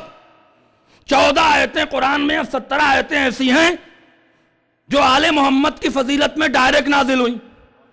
انگوٹھی کے دینے والا واقعہ کی آیت قرآن میں، شب ہجرت علی بستر پہ سوئے واقعہ قرآن میں. توجہ، جنگ بدر میں مولا کائنات نے تلوار چلائی، قصیدہ اللہ پڑھ رہا ہے. ہم پڑھیں نہ پڑھیں کوئی فرق تھوڑی پڑتا ہے، ہم تو پڑھ کے اپنے لیے جنت کنفرم کرا رہے ہیں، ہے کہ نہیں ہے؟ بہت سی آیتیں آئیں، آئے مباہلہ آئی، شان نزول اس کا معلوم ہے، پوری 40 دن اور 45 دن کا مباحثہ ہے. لیکن کسی بھی شان نزول کو آیت سے پہلے بیان کرنے کا حکم نہیں ہے. ابھی بھی آپ نہیں سمجھے. یعنی جو سبب ہے آیت کے نازل ہونے کا، اسے کسی معصوم نے نہیں کہا کہ جب تمہیں آیت پڑھنی ہو تو اس کا سبب بھی پڑھو، سوائے آیت تطہیر کے کہ جس کے شان نزول کا نام ہے حدیث قصہ، جس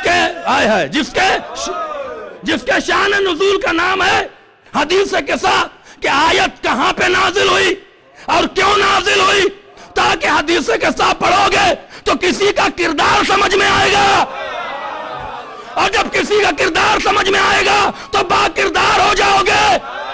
اب اس کے پاس کردار کبھی نہیں ہوگا جو حدیث قصہ نہیں پڑھتا ہے.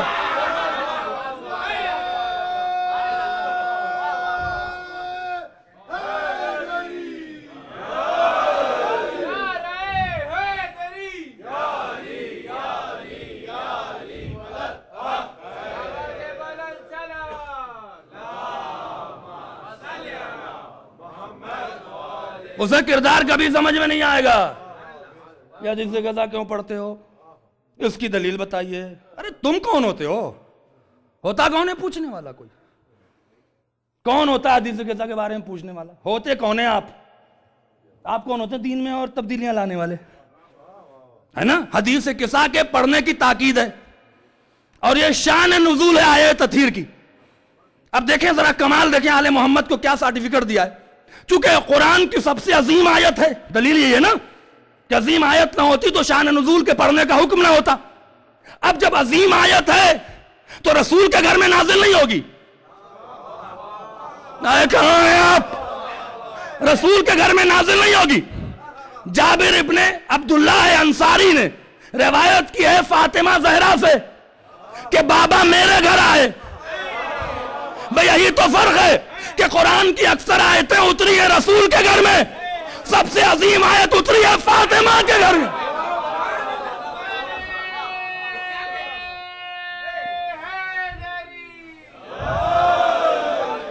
بابا سے بلند صلوات پڑھیں محمد وآل محمد.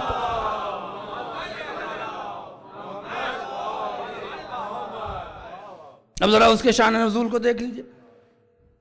خدا یہ قسم کیا مصلحت ہے. ایک بار حدیث قصہ پڑھیں نا آپ، تو ترجمہ تو آپ پڑھیں گے لیکن اس کا لطف بھی تو لے لیں. کبھی اس زاویے سے بھی سوچا کیجئے. روایت کیا ہے؟ جابر ابن عبداللہ انصاری سے روایت ہے، بہار سے لے کر اور تقریباً شیخ انصاری کی کتابوں تک یہ روایت ہے کہ آیت تطہیر کا یہ شان نزول ہے، آیت تطہیر کے نازل ہونے کا سبب ہے. کیا روایت ہے؟ جابر ابن عبداللہ انصاری کہتے ہیں کہ مجھ سے ڈائریکٹ جابر ابن عبداللہ انصاری رسول کے بہترین صحابی، صادق الوعد اور صادق القول ہیں، یعنی کبھی ان کی زبان سے جھوٹ نہیں نکلا. اب جو حدیث قصہ کو جھوٹلائے وہ سب سے بڑا جھوٹا ہے. سمجھ رہے ہیں؟ وہ بھی جھوٹا، اس کا خاندان بھی جھوٹا ہے. ہاں صادق الوعد تھے. وہ روایت کرتے ہیں کس سے؟ ڈائریکٹ اس سے جو صدیقہ ہے، اور اسے صدیقہ خدا نے بنایا ہے. کہ ایک دن بابا میرے گھر پہ تشریف لے تو حدیث کے ساتھ ہے نا بھائی اس میں کیا پرابلم ہو رہی ہے؟ ناولیں پڑھنے کے لیے کوئی نہیں روکتا، انٹرنیٹ پہ بکواس کے لیے کوئی نہیں روکتا، خام خواہ چیٹنگ کے لیے کوئی نہیں تقریر کرتا ہے کہ یہ بھی تو کہو کہ چیٹنگ نہ کرو، آلتو فالتو حرام ہے، کسی سے بات کرنا نازیبا الفاظوں میں حرام ہے، یہ تو کوئی نہیں روکتا. حدیث کے ساتھ پرابلم سب کو ہے. تو حدیث کے ساتھ میں لکھا کیا ہے بھائی؟ یہی تو لکھا ہے نا کہ شہزادی سے روایت ہے کہ بابا میرے گھر تشریف لائے اور کہا کہ بیٹی مجھے احساس ضعف ہے، ویکنس محسوس کر رہا ہوں. تو طبیب بلاتی نا شہزادی. تھک گئے تو ملس ختم کر دوں، اب تو میں نے ملس شروع کی ہے. بھائی جب کہا تھا کہ بابا میں ضعف محسوس کر رہی ہوں، خدا کی قسم جو علی کے فضائل پر نہیں بولے گا، میرے استاد آیت اللہ مرتضی عسکری کہتے جو علی کے فضائل پر نہیں بولے گا اللہ اس کی زبان کو قیامت میں گونگا رکھے گا. یہ چرچ نہیں ہے، یہ چرچ نہیں ہے. علی کے فضائل پہ شیعہ نہیں بولے گا تو کون بولے گا؟ ہاں یہ چرچ نہیں ہے، مجلس ہے. مجلس میں کم سے کم شیعوں کو ایک وہ تو آنی چاہیے کہ ہاں کچھ ہو رہا ہے، کوئی بات ہو رہی ہے. آپ دیکھیں نا بھائی ویکنس ہے، شہزادی مجھے بیٹی مجھے ویکنس ہے، مجھے احساس ضعف ہے، ایک چادر یمانی دے دو. چادر یمانی اوڑھا، اس کا مطلب ضعف ختم ہو گیا؟ نہیں آپ پہنچے. شہزادی کی چادر میں کتنی طاقت ہے. چادر لاؤ، چادر یمانی دے دو، اوڑھ کے لیٹ گئے. تو بیٹی تھی نا، گھبراتی نا، مولا کائنات کو بلاتی کہ میرے بابا کو ویکنس، ذرا کچھ طبیب لائے، آپ ہی کچھ دوا دے دیجئے، آپ ہی طبیب ہیں، کہیں ملتا ہے؟ اس کا مطلب ضعف جسمانی نہیں تھا. صلوات پڑھیں نا محمد و آل محمد پر.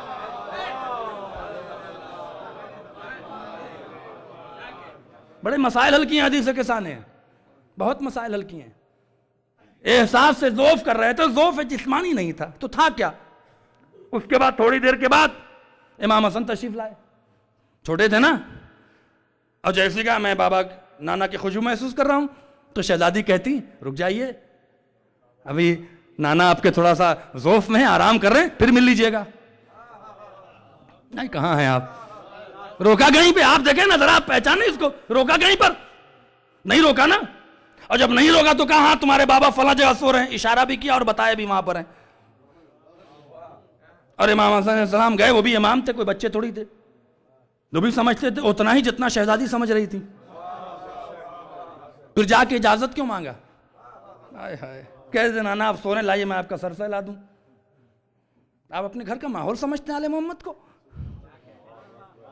یہی کہتا نا ہمارے نانا آپ لیٹے تھوڑا میں سر سہلا دوں، بچے کو دیکھ کر ضعف دور ہو جائے گا.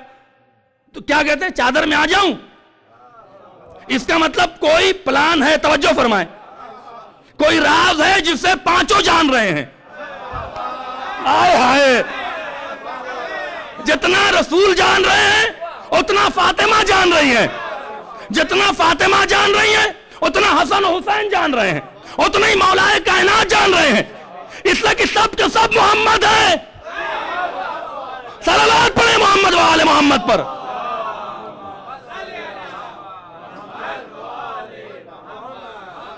رسول کے ارادے کو سب سمجھ رہے ہیں. یہ حدیث کے ساتھ کی معرفت. اور کیا اجازت ہے کہ میں یہاں داخل ہو جاؤں؟ کہاں بیٹا آ جاؤ. چلے گئے مولا. اسی طرح امام حسین صاحب تشریف لائے، اجازت مانگی، چلے گئے. توجہ فرمائے. مولا کائنات آئے، انہوں نے اجازت مانگی، چلے گئے. تو شہزادی تو رک جاتی ہیں، شہزادی بھی چلی گئیں. اب جب چلی گئیں تو پھر بھی رسول نے نہیں کہا کہ مجھے ضعف ہے. ام سلمہ کو روکا تو ضرور ہے، لیکن کہتے نا کہ مجھے ضعف ہے. اس کا مطلب ضعف جسمانی نہیں، ضعف نورانی تھا کہ محمد کے نور کے ٹکڑے بکھرے ہوئے تھے، چادر میں آ گئے، ضعف ختم ہو گیا.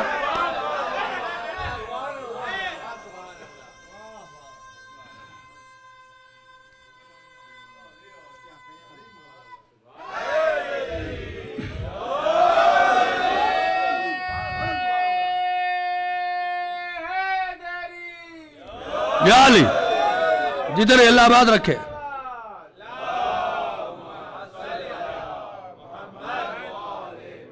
जो फरमाए, बड़ा मसला है यहाँ पे। ये कैरेक्टर सर्टिफिकेट मिल रहा है, चादर में पांचों आ गए। अब जैसे ही पांचों आए, कसीदा अल्लाह ने शुरू कर दिया। अल्लाह ने कसीदा शुरू कर दिया, हमने इनके सदक़े में ये बनाया, ये बनाया, ये बनाया, ये बनाया। जिब्रील ने देखा तो पूछते हैं, परवरदिगार चादर में कौन है? जरा आप लफ्जों पर जाएं और शऊर को बेदार करें थोड़ा सा। अपनी आपस की गीबत और झूठ की गुफ्तगू से निकल के जरा इस पे भी तो सोचे ना कि जिब्रील ने अल्लाह से क्यों पूछा। जिब्रील को मालूम नहीं था? रोज आ रहे हैं जिब्रील, हफ्ते में नहीं, डेली ड्यूटी लग रही है, डेली आ रहे हैं, पहचान सबको रहे हैं। फिर अल्लाह से क्यों पूछते हैं कि चादर में कौन है? अल्लाह भी कहता जिब्रील तुम क्यों ऐसी बातें कर रहे हो, तुम्हें मालूम नहीं है। लेकिन अल्लाह भी जानता है कि जिब्रील का इरादा क्या था। जिब्रील तुमने पूछा क्यों? कि मैं ये चाहता था कि आज आले मोहम्मद का कसीदा अल्लाह पढ़े।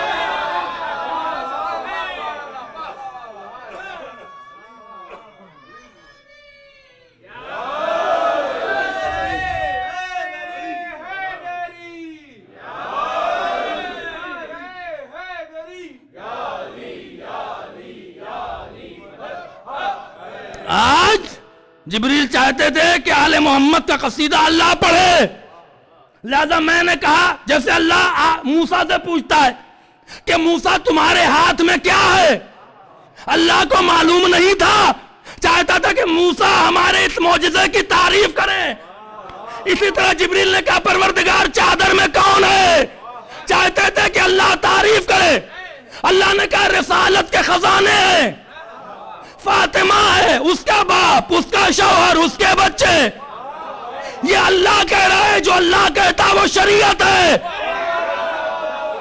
जो अल्लाह कह दे वो शरीयत है। जुमला सुनिएगा, अल्लाह ने कहा कि नमाज पढ़ो, मुसलमान नमाज पढ़ता है, तो जब अल्लाह कहता है नमाज पढ़ो, मुसलमान सजदा करता है। और जब अल्लाह कसीदा पढ़ता है तो मुसलमान तैयार नहीं है। तो जैसे नमाज का कज़ा करने वाला फासिक फज़ाइल का छोड़ने वाला फासिक है।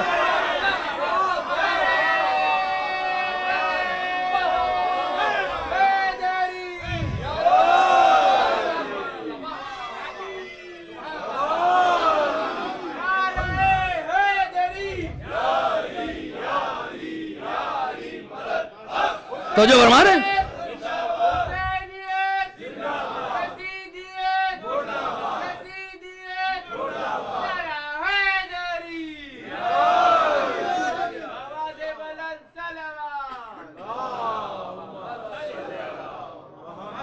अल्लाह कहता है नमाज पढ़ो, नमाज पढ़ो, नहीं पढ़ोगे तो नमाज नहीं पढ़ोगे तो फासिक हो, नमाज का इनकार करोगे तो काफिर हो।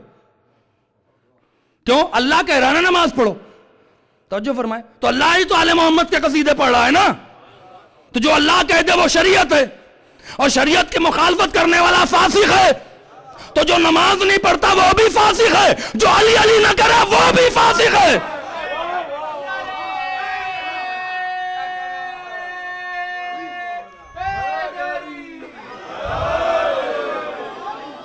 एक बार और सलवात पढ़े मोहम्मद वाले मोहम्मद।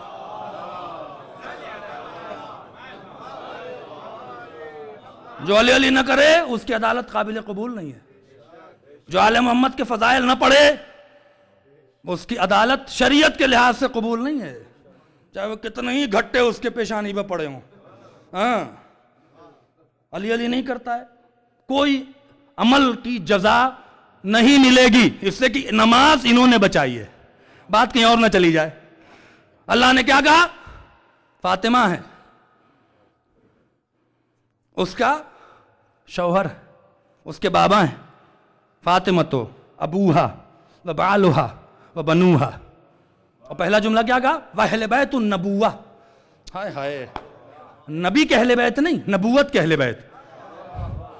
यानी मैं क्या कह रहा है, क्या अल्लाह ने जुमला रख दिया है? अहले बैत नबी नहीं, अहले बैत नबुवा। यानी नबी के मरने के बाद कोई ना सोचे कि रिश्ता टूट गया। रिश्ता नबी से नहीं नबूवत से है। تو جب تک نبوت رہے گی اہل بیت کی فرد رہے گی. اہل بیت کے نبوت کے اہل بیت. معدن الرسالہ، رسالت کے خزانے رسول کے نہیں. رسالت انہی کے در سے پروان چڑھتی ہے. رسول بن ہی نہیں سکتا جب تک کہ یہ نہ چاہیں. عہدہ رسالت مل نہیں سکتا جب تک یہ نہ چاہیں. کیا خدا کہہ گیا ہے. اب اس کے بعد ایکسپلین کر رہا ہے، کھلے لفظوں میں کہہ رہا ہے. یہ اہل بیت نبوہ کون ہے؟ یہ معدن رسالہ کون ہے؟ فاطمہ ہے. اس کے باپ ہیں، اس کے شوہر ہیں، اس کے بچے ہیں. پروردگار رسول بھی تو تھے، رسول سے تعارف کر دیتا. یہ کہے رسول، اس کی بیٹی، اس کا داماد، اس کے بچے. چلیے شوہر سے تعارف کرا دیتے. علی، ان کی بیوی، ان کے بچے. میں کیا کہہ رہا ہوں آپ سے. یہ فاطمہ سے تعارف کیوں کرایا؟ لفظ اہل بیت کو سمجھانا تھا دنیا کو کہ اہل بیت میں وہی شامل ہے جن کا رشتہ فاطمہ سے ہو.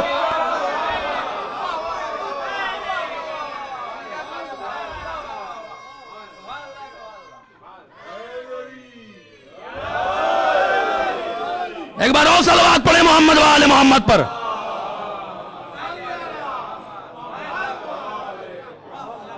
سمجھ میں آ رہی حدیث میں کیسا کیا ہے؟ اہل بیت میں وہی شامل جن کا رشتہ ڈائریکٹ رسول سے نہیں، ورنہ ساری بیویاں شامل ہو جاتی، ساری لڑکیاں شامل ہو جاتی، سارے لڑکے شامل ہو جاتے. جس کا رشتہ فاطمہ سے ڈائریکٹ ہو، انڈائریکٹ نہیں. فاطمہ سے ڈائریکٹ رشتہ ہو. فاطمہ کا بیٹا ہوگا تو اہل بیت میں ہوگا، کسی اور کا بیٹا ہوگا تو اہل حرم میں ہوگا، اہل بیت میں نہیں ہوگا. توجہ فرمائے. اسی لیے علماء اہل تشیع نے سمجھانے کی کوشش کی کہ اگر کوئی اہل بیت میں شامل نہیں ہوتا ہے تو ان کے برابر تو نہیں ہے، لیکن اس کا مرتبہ کم نہیں ہوتا. اہل حرم تو ہے. توجہ فرمائے. اہل حرم ہے تو رسول کے گھر میں دو طریقے کے لوگ تھے. ایک اہل حرم تھے، ایک اہل بیت تھے. حرم وہ جو حرمت رسالت کا خیال رکھے. بھائی کہاں پہنچ گئے آپ؟ میں نے ایکسپلین کر دیا. حرم وہ ہیں، رسول کے حرم وہ ہیں جو حرمت رسالت کا خیال رکھیں. اب جن جن لوگوں نے حرمت رسالت کا خیال نہیں رکھا وہ گھر میں تو ضرور ہے، اہل حرم نہیں ہے.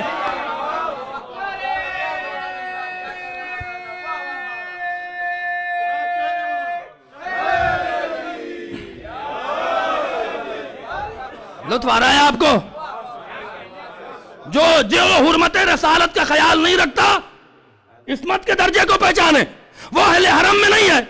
تو رسول کے گھر میں رہنے والے دو طریقے، اہل حرم اور اہل بیت. چادر اوڑھنے کا فلسفہ سمجھ میں آئے گا. اب کیسے پتا چلتا کہ اہل بیت کون اور اہل حرم کون ہے؟ اگر چادر نہ اڑھاتے تو پتا کیسے چلتا کہ اہل بیت کون ہے اور اہل حرم کون ہے؟ اب اگر آج کسی مسلمان کو سمجھانا ہے تو مثال لے لیجئے.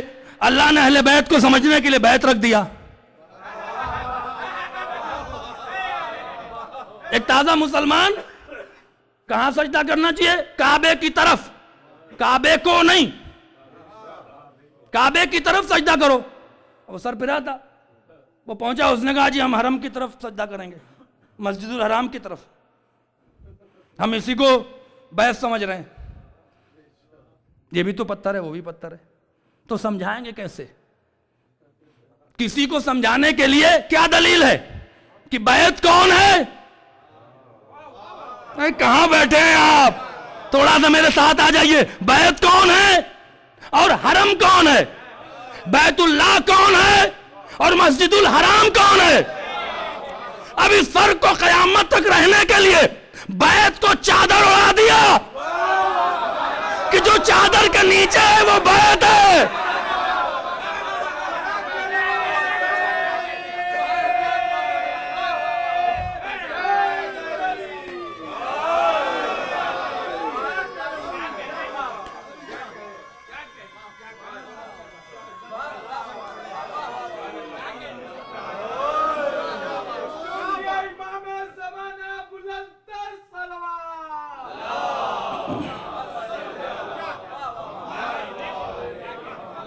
اب کعبے کو چادر اڑانے کا فلسفہ سمجھ میں آیا کہ جو چادر کے نیچے ہے وہ بیت، جو چادر سے باہر وہ حرم.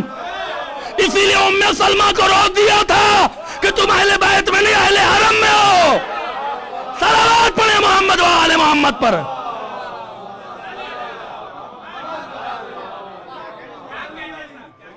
ایک بار اور صلوات پڑھیں محمد و آل محمد پر.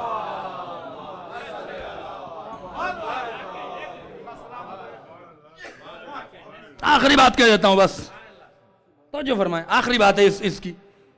اب جیسے اللہ نے کہا کہ یہ لوگ ہیں، دیکھیں عظیم آیت ہونے کی دلیل کیا ہے؟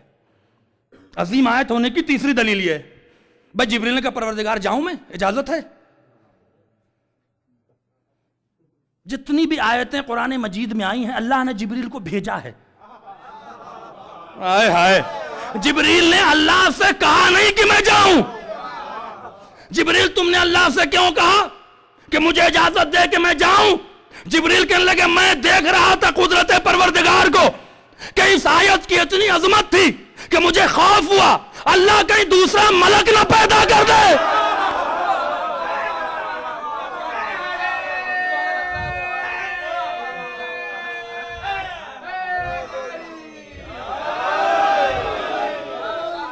اللہ کہیں دوسرا ملک نہ پیدا کر دے اور میں اس عظمت سے محروم رہ جاؤں. لہذا اپنی نوکری کا صلہ مانگ لیا کہ مجھے دے دے. اللہ نے کہا جاؤ، لے کے جاؤ. آئے، چادر کے باہر کھڑے ہو کر فضائل پڑھ رہے ہیں. اب کیا بات ہے، آپ حدیث کے سامنے دیکھیں، پہلے آئے اور جو اللہ نے فضائل پڑھا تھا امانت کے ساتھ پہنچا دیا. اللہ روک دیتا ہے، یہ میرا کام ہے فضائل پڑھنا، تمہارا کام نہیں ہے. نہیں، تم بھی پڑھو وہی جو میں نے پڑھا ہے.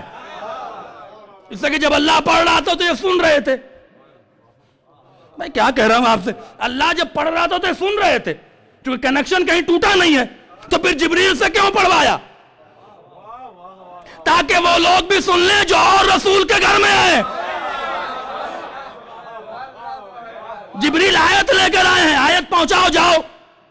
کسی آیت سے پہلے جبریل نے قصیدہ آل محمد نہیں پڑھا. یہ عظمت آیت کی دلیل ہے کہ اللہ کہتا قصیدہ پڑھو تاکہ چادر کے باہر والے سن لیں کہ یہ کون ہے چادر. پھر اجازت مانگی، اجازت ہے کہ آ جاؤں، کہا آ جاؤ. اب جو پہنچے تو یہ آیت سنا دی، انما یرید اللہ لیذھب عنکم الرجس اہل البیت ویطہرکم تطہیرا.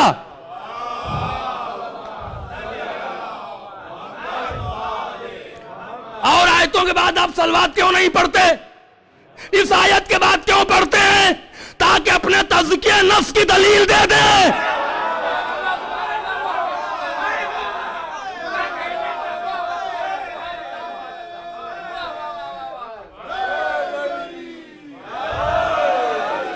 تاکہ اپنے تزکیہ نفس کی دلیل دے دیں، تاکہ اپنے قلب و زبان کے پاک ہونے کی دلیل دے دیں کہ قلب و زبان اسی کا پاک ہوتا ہے جو پاک کا تذکرہ کرے.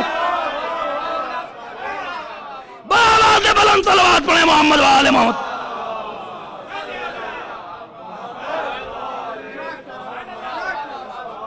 یہ آیت تطہیر کی عظمت کی دلیل ہے کہ جیسے ہی یہ آیت تطہیر پڑھی جاتی ہے، جن کا قلب پاک ہے، جن کی زبان پاک ہے، جن کا خون پاک ہے، جن کا عقیدہ پاک ہے، جن کی فکریں پاک ہیں، وہ بلا کہے آیت کی سنتے ہی صلوات پڑھ دیتے ہیں. یہ عظمت آیت کی دلیل نہیں تو اور کیا ہے؟ کوئی بھی آیت پڑھیں آپ، صلوات نہیں پڑھتے. اور جب آیت سنا دی تو علی پوچھتے ہیں کیا معاملہ ہے؟ ذرا معاملہ ہمیں بتائیے، ذرا آپ کو معلوم نہیں ہے. پھر وہی بات کہ رسول سنائے گا تو سنت ہوگی،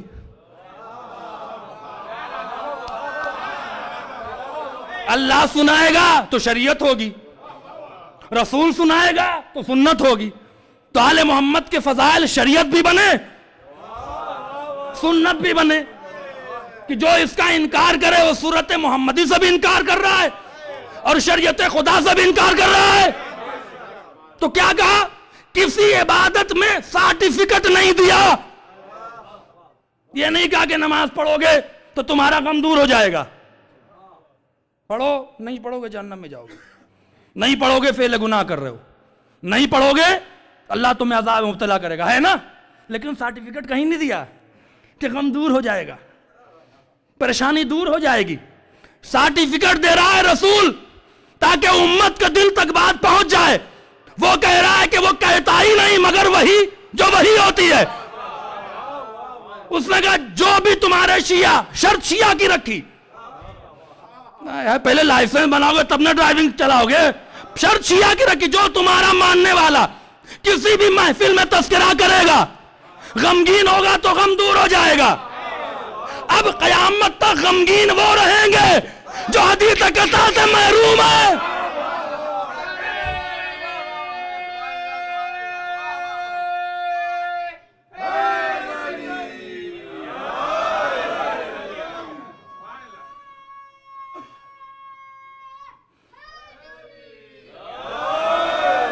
وہ ہمیشہ غمگین رہیں گے، وہ ہمیشہ غمگین رہیں گے. یہ رسول نے کہہ دیا ہے کہ غم دور کرنا ہے، سٹریس سے باہر آنا ہے، ٹینشن سے باہر آنا ہے، دل کو مسرور کرنا ہے تو تذکرہ کرو اس کا. کس کا؟ اسی حدیث قصہ کا، تاکہ کریکٹر تو سمجھ میں آئے، تو عظمت آل محمد تو سمجھ میں آئے. اور جو نہیں پڑھے گا بھئی یہ منطوق ہے اور مفہوم ہے، پڑھے گا تو غم سے دور ہوگا، نہیں پڑھے گا تو غمگین رہے گا. اب بے چین ہوتے رہے. تو کریکٹر سرٹیفکیٹ خداوند عالم نے آل محمد کو دیا، اس لیے کہ عصمت دی ہے، امامت دی ہے. تو امامت کے ساتھ جب باکمال بنا کے پیدا کیا تو کریکٹر بھی ایسا کہ اللہ کا ارادہ ہے آل محمد لیذہبا، لیخرجا نہیں ہے. اگر آگے بحث کروں گا تو بہت لمبی ہوگی، انشاءاللہ 12 مجلس میں باقی اس میں پڑھ دوں گا. لیذہبا، کمال کا لفظ رکھا ہے. عربی زبان میں دن میں خطبہ جمعہ دے رہا تھا تو میں یہی کہہ رہا تھا کہ عربی زبان سے بہتر کوئی زبان ہوتی تو قرآن اس میں نازل ہوتا. عربی سے بلند زبان اللہ کی نگاہ میں نہیں تھی، چونکہ وہی زبان کا خلق کرنے والا ہے. عربی کی بات الگ ہے، عربی کی بات ہی الگ ہے. جو لوگ جو عرب میں رہتے ہیں وہ شاید اس لطف سے نہیں اندوز. جو عربی ادیب ہے، لیذہبا کا لفظ رکھا ہے، لیخرجا نہیں کہا ہے. اخراج کے معنی ہے نکالنا. نکالی وہ شے جاتی ہے جو پہلے سے اندر ہو. جو لوگ عرب ممالک میں رہے ہیں کیا کہتے ہیں؟ خروج لگ گیا. میں توجہ فرمائیں، خروجیہ ہے، خروج لگ گیا. خروج لگنے کا مطلب کیا ہے؟ نکالا جا رہا ہے. تو پہلے سے اندر سے تب نہ نکالا گیا. توجہ فرمائیں. اور آپ جا کے دیکھیں عربی سائٹ پر جو ان کی حکومتی زبان ہوتی ہے، جب کسی کو روکنا ہے اس کے ملک میں آنے سے تو اس پہ لفظ اذہاب لکھ دیتے ہیں. کہاں ہیں آپ؟ اذہاب لکھ دیتے ہیں. اذہاب کے معنی روکو، پابندی لگاؤ، بین. توجہ فرمانے، اللہ نے اخراج کا لفظ نہیں رکھا. اخراج کا لفظ رکھتا تو اس کا مطلب کہ پہلے سے نجاست تھی، اب نکال رہا. اذہاب کا لفظ رکھا ہے کہ نجاست پہ قیامت تک پابندی لگا دی ہے کہ وہ آل محمد کے قریب نہیں آ سکتی. اب کسی شکل میں بھی نجاست ہو وہ مقابلے پر تو آئے گا، قریب نہیں آئے گا.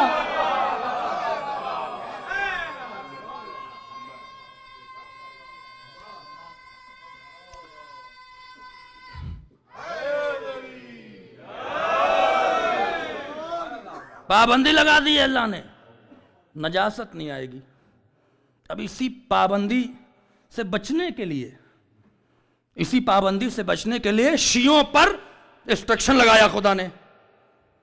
کیوں لگایا؟ یہ نہ کھاؤ، یہ نہ پیو، یہ نہ کرو، جھوٹ مت بولو، زبان نجیس ہو جائے گی. غیبت مت کرو، زبان نجیس ہو جائے گی. کرو گے تو آل محمد کا تذکرہ کرنے میں زبان لڑکھڑا جائے گی. نجیس مت کھاؤ. کیوں نہ کھاؤ؟ ظرف نجیس ہوگا تو محبت چلی جائے گی. یہ تو اللہ کا ارادہ ہے نا. نمازیں ترک مت کرو. کیوں؟ نماز ترک کرنے سے ان الصلاۃ تنہی عن الفحشاء والمنکر والبغی. نماز پڑھنے سے 3 فائدہ ملتا ہے. فحشاء جو ماشاءاللہ یہاں عام ہے، یہاں فحشہ میں کیا آتا ہے؟ میں بہت سختی سے کہہ رہا ہوں، بے پردگی فحشہ میں ہے. میں چوکتا نہیں ہوں کبھی شریعت کے مسئلے بتانے ہیں. بے پردگی فحشہ میں شمار ہوتا ہے. کوئی عورت اگر بے پردہ جا رہی ہے تو اسے نماز کا کوئی اثر نہیں. شراب فحشہ میں آتا ہے. نعوذ باللہ زنا اور اس کے اسباب غنا ہے. اس کے اسباب فراہم کرنا یہ فحشہ میں آتا ہے. اس سے کون چیز روکتی ہے؟ نماز. نماز پڑھو گے تو اس سے دور رہو گے، دور رہو گے تو پاک رہو گے، پاک رہو گے تو آل محمد کے چاہنے والے رہو گے. تو مسئلہ صرف آپ کو آل محمد کی محبت کو بچانا ہے کہ اس آل محمد کی محبت جو اتنے خون سے ملی ہے اس میں وائرس نہ آ جائے. لہذا اس نے وائرس کی نشاندہی کر دی، یہ وائرس ہے، یہ وائرس ہے. اب جو وائرس ہی میں رہ رہا ہو تو اس کا وہی بکے گا. وہی لوگ بکتے ہیں. آل فول مذہب کے خلاف وہی بکتا ہے جس کی زبان نجس. منکر کیا ہے؟ منکر انکار کرنا. توجہ فرمائیں. مطلب نگیٹو اثرات کا پیدا ہونا. ماں باپ نصیحت کر رہے ہیں ان پہ چڑھے جا رہے ہیں، علماء نصیحت کر رہے ہیں ان پہ چڑھے جا رہے ہیں. یہ منکر ہے. فحشہ جو میں نے بتایا ہے. منکر عزت نہ کرنا کسی کی، دھوکہ دینا، فراڈ کرنا، اذیت کرنا، لوٹ لینا، بے ایمانی کرنا، میراث نہ دینا. لڑکیوں کا میراث ملتی ہے، سارا ہڑپ لیتے ہیں بھائی. ہاں قرآن کہہ رہا ہے لڑکی کا میراث ہے، بہن بھائی دونوں کو میراث میں نہیں دینا. زمینوں پہ قبضہ کرنا، یہ منکر ہے. ان الصلاۃ تنہی عن الفحشاء والمنکر والبغی. یہ سب سے خطرناک ہے. بغاوت، فضائل کے مقابلے میں بغاوت، اللہ کے احکام کے مقابلے میں بغاوت. نہیں پڑھیں گے نماز، آپ سے کیا مطلب ہے؟ کیوں تبلیغ کرتے ہیں بھائی ممبر سے آپ؟ یہ بغاوت پیدا کرنا. کیوں فضائل پڑھتے ہیں ممبر سے آپ؟ کیوں قرآن کی آیتیں پڑھتے ہیں آپ؟ یہ بغاوت ہے. اسے کون چیز روکے گی؟ نماز. کیوں روک رہا ہے اللہ کی نماز پڑھو؟ تاکہ یہ وائرس نہ آئے اور تمہارا دل آل محمد کی محبت سے پرنور رہے. تو مقصد نماز پڑھوا کے اپنی خدائی کا منوانا نہیں ہے. آپ کو نجاست سے دور رکھنا مقصد ہے. آپ کو نجاست سے دور رکھنا مقصد ہے کہ آل محمد کی جو محبت پائی ہے اسے لے کے سرخرو ہو کر میرے پاس آ جاؤ، لہذا سجدہ کرو. اب اس کے بعد 3 چیز تو یہ بتا دی، اللہ نے یہ بتایا.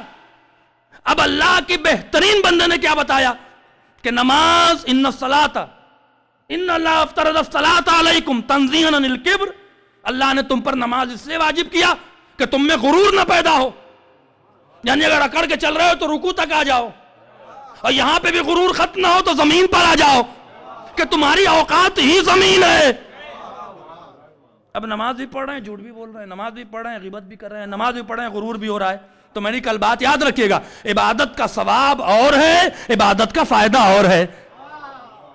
فائدہ ہوگا تو آپ کی محبت محفوظ رہے گی. توجہ فرما رہے ہیں آپ. اسی لیے اس نورانیت، اس طہارت سے بچانے کے لیے خداوند عالم نے آپ کے اوپر حرام رکھا. یہ مت کھاؤ. مزہ تو بہت آتا ہے تو کھاؤ، جاؤ کھاؤ.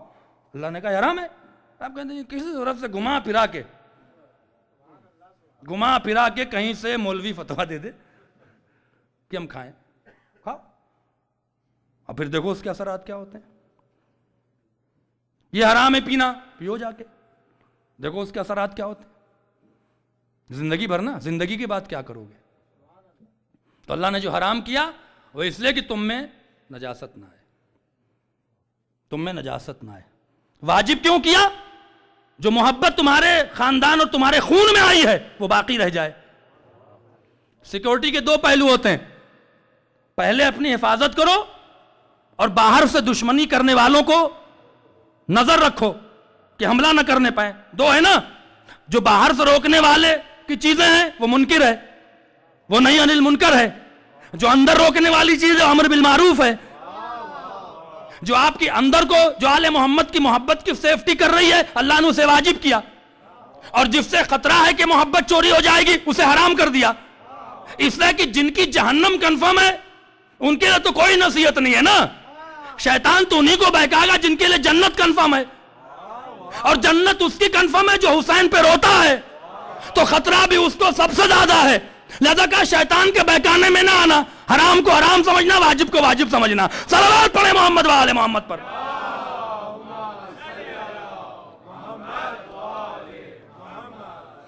عزیزان محترم, یہ اللہ کے امامت کا تصور یہی ہے کہ اتنا پاک ہو کہ اس کی محبت اگر کسی کے دل میں چلی جائے تو وہ بھی پاک ہو جائے.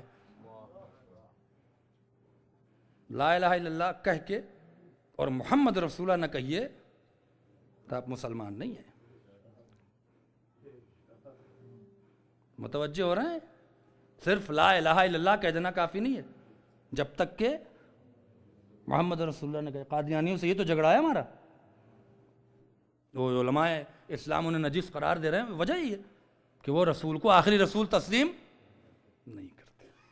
تو جہاں لا الہ الا اللہ کہیں گے, اللہ کی وحدانیت کا اقرار کریں گے, وہاں پہ محمد رسول اللہ کہنا واجب ضروری ہے.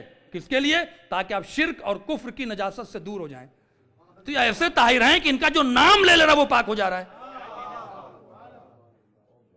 توجہ فرمائے. محمد رسول اللہ کہا تو جسم پاک ہو گیا, مسلمان ہو گئے. میں کیا کہہ رہا ہوں آپ سے. محمد رسول اللہ کہا تو جسم پاک ہو گیا. علی ولی اللہ کہا تو روح پاک ہو گئی.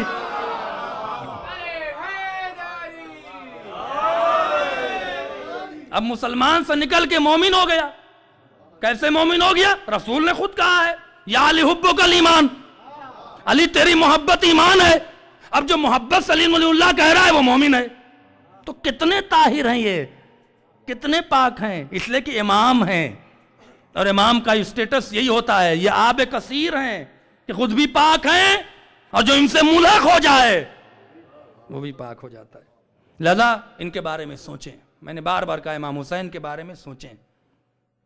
بس میں نے آج یہیں پر آپ کی زحمت کو ختم کیا. بہت شکریہ, آپ نے مسلسل اس ملک میں اور وقت نکال کے, مجھے معلوم ہے کہ بہت سے لوگ صبح سے شام تک جاب پہ رہتے ہیں, اللہ اس کا اجر دے گا. کوئی بات میں سمجھتا ہوں کہ میں نے پوری کوشش کی کہ آپ کو ایک طریقہ فکر عطا کر دیا جائے. معلوم ہے ماشاءاللہ آپ تو بڑے مجلس میں سن کے بڑے ہوتے ہیں, اور اس مجلس کو باقی رکھیں, سپورٹ کریں. زمانہ بڑا پرآشوب ہے, مجلس کو سپورٹ کریں, جتنا ہو سکے اتنی مجلس کریں. مجلس میں کمی نہ کریں, جتنا ہو سکے اتنی مجلس کریں. اس لیے کہ وارث جو پردے غیب میں, اس نے بھی یہی کہا ہے کہ حسین اگر روتے روتے میرے آنکھوں کے آنکھوں خشک ہو جائیں تو تجھ پہ وہ مصیبت ہے کہ میں اپنی آنکھوں سے خون بہاؤں گا. امام خون بہانے کو تیار ہے, گریہ روکنے کو تیار نہیں ہے, اور مجلس حسین پر گریے کا نام ہے. مجلس کو سپورٹ کریں. میں نے بار بار کہا ہے, میں نے پہلے دوسری مجلس میں کہا تھا کہ جو اعلان ہوتا ہے, جو یہ کہا جاتا ہے کہ آپ پیسے دیں, آپ فلاں کریں, میں آپ کی توہین سمجھتا ہوں. بعرض معذرت, کسی شیعہ سے کہنے کی ضرورت نہیں ہے کہ وہ سپورٹ کرے. اگر آپ امام حسین کو پہچانتے ہیں اور ان کی قربانیوں کو محسوس کرتے ہیں تو آگے بڑھیں. $10, $20, $50 آپ کو کہیں مطلب کہیں کچھ بھی بہت بڑی رقم نہیں ہے, لیکن خدا کی نگاہ میں بہت بڑا یہ ہدیہ ہے. ایک بار صلوات پڑھیں محمد والوں. دیکھیے یہ لوگ لے کے آ گئے, یہ کبھی بھی اپنے لیے بھیک نہیں مانگتے. واللہ امام حسین کا یہ کرم ہے اور ان کی خوش قسمتی ہے کہ یہ ان کے نام پہ بھیک مانگ رہے ہیں, ورنہ اپنے لیے تو کبھی $1 آپ سے نہیں مانگتے. یہ بھیک بھی امام منگوا لیتے ہیں کسی سے. میں ہوتا تو میں خود ہی یہ چادر پڑ گیا تو مجھے امام کی بھیک دے دو, چونکہ اس کی بھیک ہی امیری ہے. لہذا آپ جو ہو سکے امکان ہو جلدی سے اسے کر دیں تاکہ میں مصائب تک پہنچوں اور آپ سے اجازت لے لوں. انشاءاللہ خدا اندرم آپ کو اس کا اجر دے گا. اور ان امام بارگاہوں کو سپورٹ کریں جہاں پہ علماء آ رہے ہیں, جہاں پہ مجالس ہو رہی ہے, مسلسل مجالس ہو رہی ہے, اسے سپورٹ کریں.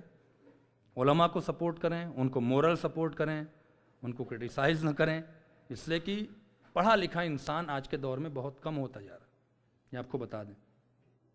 اختلافات کی بنا پر، آپ کے آپسی رنجش کی بنا پر علماء نے اپنے ہاتھ کھینچنے شروع کر دیے، اور ایک وقت آئے گا، کہا ہے امام نے کہا ہے آخری وقت میں علماء ایسے ہو جائیں گے، مفقود، ختم ہو جائیں گے، پڑھے لکھے آپ کو دین بتانے والے، کہ جیسے ریت میں ہیرا تلاش کرنے کے برابر، ریت میں ہیرا تلاش کرنے کے برابر ہوگا۔ کہاں ہے جملہ کہ لباسوں میں بہت ملیں گے، امامہ پہن کے سب آئیں گے، حجت الاسلام سب ہوں گے، لیکن دین بتانے والا۔ میں نے کل کہا تھا کہ اگر کوئی نجف سے، شام سے، قم سے سال بھر رہے، 2 سال رہے، امامہ پہن کے چلا ہے، آپ کی کیا غلطی ہے؟ لیکن آپ کم سے کم مجلس میں آنے سے پہلے، مجلس سننے سے پہلے اس کی قابلیت کو تو دیکھیں، اس کے نظریات کو تو پڑھیں، ایبلٹی ہے اس میں کہ نہیں ہے؟ یہ فیصلہ آپ کریں گے، آپ فیصلہ نہیں کریں گے تو نہیں ہو سکتا کچھ بھی۔ آج سے 20 سال 30 سال پہلے کیا علماء نہیں ہوتے تھے؟ علماء ہوتے تھے، لیکن وہ اپنے قدم پیچھے نہیں، تم پڑھو مجلس، تمہارے میں قابلیت ہے، وہ سپورٹ کرتے تھے۔ آج بھی ہم بعض وقت جب مجالس سوچتے ہیں کہ یہ پڑھیں گے، تو میں اپنے اساتذہ سے پوچھتا ہوں، تب میں اس چیز کو ممبر سے بیان کرتا ہوں، میں غلط تو نہیں ہوں؟ میں جب پوچھ لیتا ہوں تب پڑھتا ہوں، میں جب اساتذہ سے کنفرم کر لیتا ہوں تب پڑھتا ہوں۔ یہی پرانے علماء کی روش رہی ہے، جو آج کے دور میں ہونی چاہیے۔ اور یہ ابھی بات ہو رہی تھی کہ آرگنائزر ذمہ دار ہے، سب سے زیادہ سوال امام کے ظہور کے بعد ان کو پکڑیں گے جو آرگنائزر ہیں، جو علماء کو بلانے والے ہیں، جو ممبر عطا کرنے والے ہیں۔ حقیقت میں علماء ان سے سوال کریں گے امام کہ قابل شخص بیٹھا ہوا تھا اور تم نے اس کو ترک کیا، اس کو نظر انداز کیا، اور اس کے مقابلے میں ایک ایسے شخص کو ممبر دیا جس میں اتنی قابلیت نہیں تھی، تو پھر تم حضرت علی کے مقابلے والوں کو برا کیوں کہتے ہو؟ کیوں کہتے ہو؟ حرکت تو تم نے وہی کی نا۔ ممبر مذہب کی حساس ترین جگہ ہے، ممبر۔ ایران میں آپ جا کے دیکھیں، جو لوگ مجلسیں پڑھنے جاتے ہیں ان کا پروندہ بنتا ہے، ان کے ایگزامز ہوتے ہیں، 3 ایگزام سے گزرنا ہوتا ہے۔ میں نے بھی وہ 3 ایگزام دیے ہیں، جبکہ میرا کوئی وہاں سے تعلق نہیں تھا کہ میں ان کے ملک میں جاؤں، لیکن یوں شوق تھا۔ 3 ایگزام لیتے ہیں وہ، 1 لاکھ طلبہ میں شاید 150 200 300 لوگ پاس ہوتے ہیں۔ ان سے کہتے ہیں کہ آپ میں قابلیت ہے کہ آپ جا کے ممبر پہ بیٹھ کے تقریر کریں۔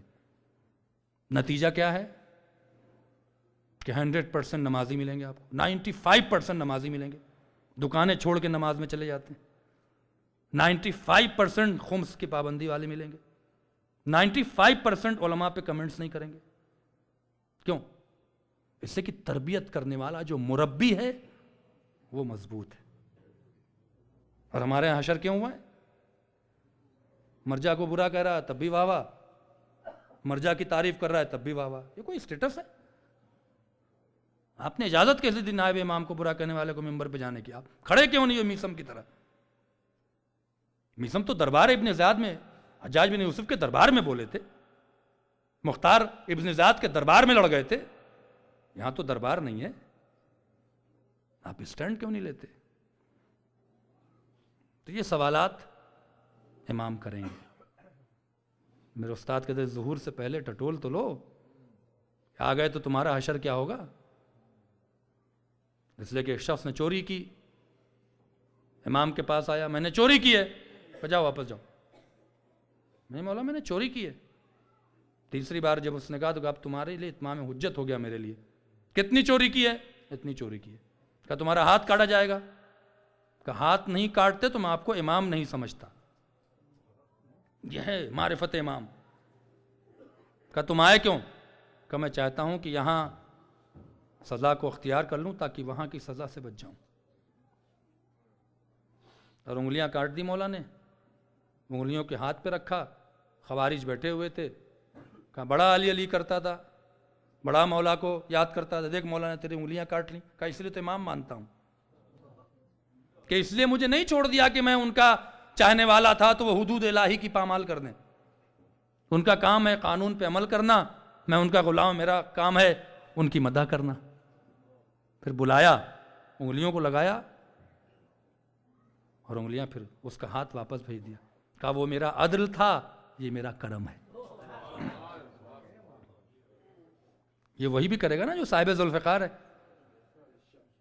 سوال تو کریں گے کہ میرے جد کا دفاع کرنے والے، میرے جد کی معرفت بیان کرنے والے کیوں نہیں ممبر پہ گئے، اور یہ لوگ کیوں گئے، سوال ہوگا۔ اسی لیے علماء بھی مطمئن ہیں، ان کا جواب ہے کہ میں کیا کروں، کوئی لڑائی کر کے فتنہ کر کے تو مجھے عشرے نہیں پڑھنے تھے، میں گوشہ نشین ہو گیا، اور علماء گوشہ نشین ہوتے جا رہے ہیں۔ وجہ اس کی علماء اپنے قدم کو پیچھے اپنی عزت کی بنا پہ ہٹا رہے ہیں، اور جوہلا کو وقت مل رہا ہے۔ مولا نے کہا ہے، ابو یعقوب حروی سے امام نے فرمائش کی، انشاءاللہ پوری وہ وصیت پڑھوں گا اگلے عشرے میں، کہ ابو یعقوب حروی کمینے عروج پائیں گے، شریف گوشہ نشین ہو جائیں گے، جاہل مرکز علم پر بیٹھے گا، اور علماء اندھیری کوٹریوں میں چٹائی پر۔ یہ دور آ چکا ہے، ہمیں آپ کو، میں اسی لیے بار بار کہتا ہوں، سوچنا پڑے گا، کوشش تو کرنی پڑے گی نا، کچھ تو کوشش کریں، کچھ تو آگے آئیں، کچھ تو سچی باتیں کریں۔ یہ امام حسین کی درسگاہ ہے، اور یقیناً آج ایک ایسے بہادر کا واقعہ سنائے دیتا ہوں، اللہ اکبر، کیسے بہادر کا واقعہ سنائے دیتا ہوں کہ جس کی بہادری پر خود مولا کائنات کو ناز تھا۔ اب دیکھیں ایسے بھی شیعہ گزرے، عبید اللہ ابن زیاد کو بصرہ سے نکال کر کوفہ گورنر بنایا گیا تھا، چونکہ دیکھ لے ظالم ترین شخص تھا یہ، جو کسی اہل بیت کے چاہنے والے کو چھوڑتا نہیں تھا۔ عبید اللہ ابن زیاد، اللہ اکبر، جب یہ قافلہ لٹا ہوا کوفے کے بازار میں پہنچا تو عبید اللہ ابن زیاد نے ہی کہا تھا، کیا کہا تھا؟ قافلے کو دربار میں لے آؤ۔ جب دربار میں قافلہ آنے لگا تو عبید اللہ ابن زیاد کے مشاور نے کہا تھا کہ دیکھ عبید اللہ، سب سے بات کرنا، زینب سے گفتگو نہ کرنا۔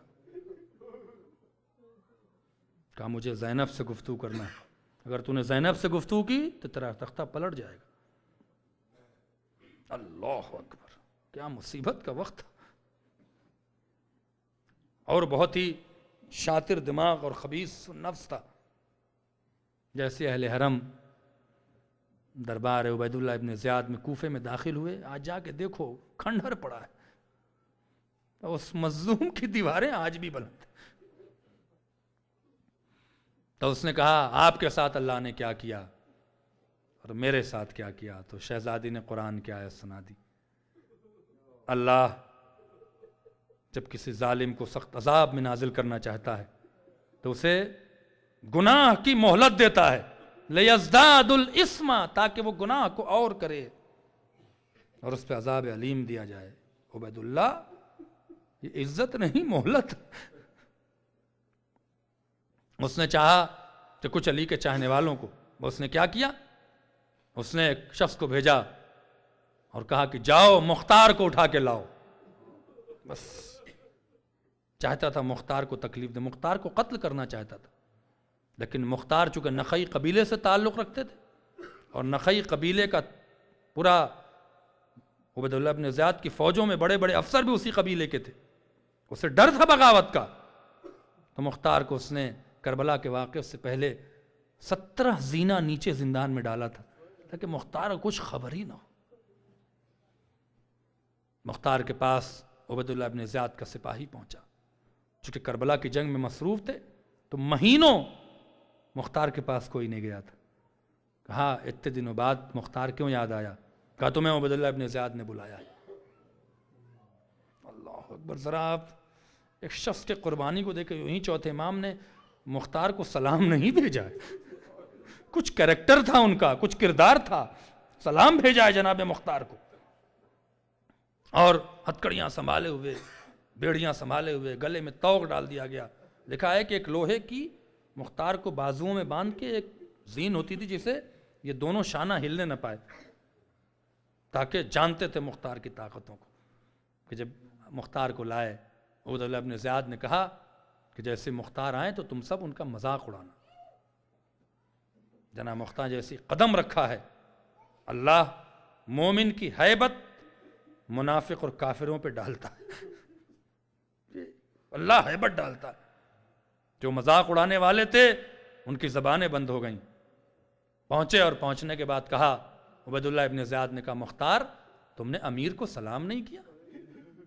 کہتا اسکت مالی امیر سے والحسین، خاموش، میرا امیر حسین کے علاوہ کوئی نہیں ہے. اللہ اکبر. ایک بار کہا عبیداللہ نے کہا مختار حسین سے بہت محبت کرتے ہو؟ کہا اس میں کوئی شک نہیں ہے. کہا حسین کو دربار میں دیکھنا چاہتے؟ بس سننا تھا. کہا کیا بکتا ہے؟ کہاں تطہیر کا وارث، کہاں تیرا نجیب دربار، یہاں نہیں حسین ہو سکتے. کہا حسین کو دیکھو گے تو پہچان لو گے؟ کہاں یہاں نہیں ہو سکتے. مجھے کہا نہیں حسین یہاں پر ہیں. بس سننا تھا. اللہ اکبر. سننا تھا کہ کہا حسین کو دیکھو گے. مختار کو جلال آ گیا. مختار کو جلال آنا تھا. عبیداللہ ابن زیاد نے ایک جملہ کہا مختار ہم تمہیں قتل بھی کر سکتے ہیں، تم اپنے جذبات پہ قابو کرو. مختار نے کہا تو مجھے قتل نہیں کر سکتا. کہا کیوں؟ کہا اس لیے کہ جب میں چھوٹا سا تھا اور کوفے گلیوں میں کھیل رہا تھا تو ادھر سے میرے مولا علی کا گزر ہوا. انہوں نے کہا مختار گود میں اٹھا، کہا بیٹا تو میرے لال کے قاتلوں سے انتقام لے گا،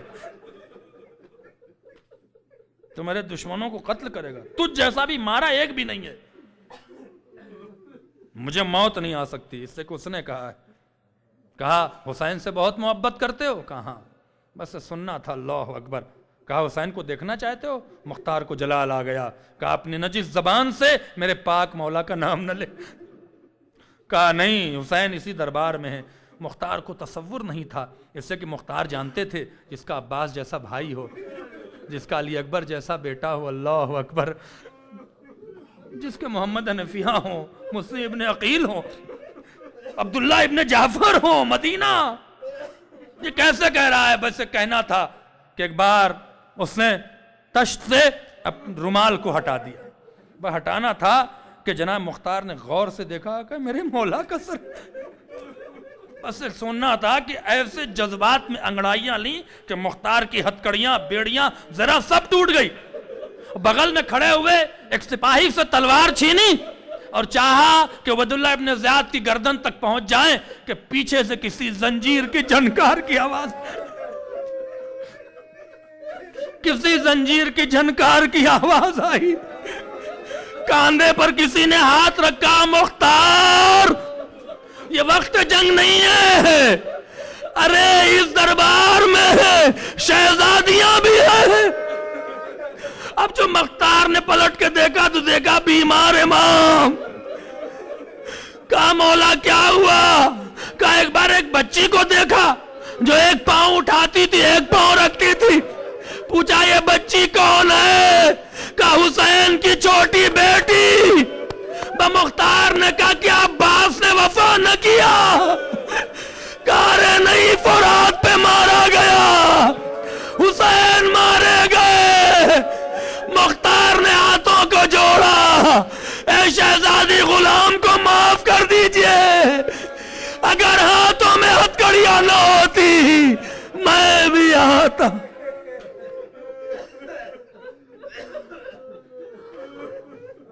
سيعلم الذين ظلموا أي منقلب ينقلبون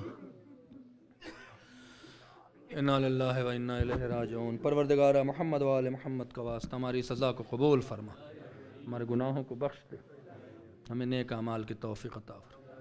حاضرین پر رحمت نازل فرما، پروردگار محمد و آل محمد کا واسطہ اس مجمع پر رحمت نازل فرما، زندہ رہیں تو آل محمد کی محبت میں، موت آئے تو آل محمد کی محبت میں۔ پروردگارہ عزاداران مظلوم کربلا، ماتم داران سید الشہداء، دنیا میں جہاں کہیں بھی اہل بیت کے چاہنے والے ہیں، ان کی جان مال آبرو کی حفاظت فرما، ہماری اس عزا کو قبول فرما، ہمارے اعمال سے، ہمارے کردار سے، ہماری عزا سے صاحب امر کو، پرد غیب میں ہمارے وارث کو راضی فرما۔ پروردگارہ ان کے ظہور میں تعجیل فرما۔ پروردگار نوحہ خان، مرثیہ خان، علماء، ذاکرین جو بھی عزاداری کی خدمت کر رہے ہیں، پروردگارہ ان کے توفیقات میں اضافہ فرما۔ پروردگارہ محمد و آل محمد کا واسطہ پھر سے تجھے دعا کر میری دعاؤں کو قبول فرما، ہمارے گناہوں کو بخش دے، ہمیں نیک اعمال کی توفیق عطا فرما، امام کے ظہور میں تعجیل فرما، ہمیں ان کے جانثاروں میں شامل فرما۔ ماتم حسین۔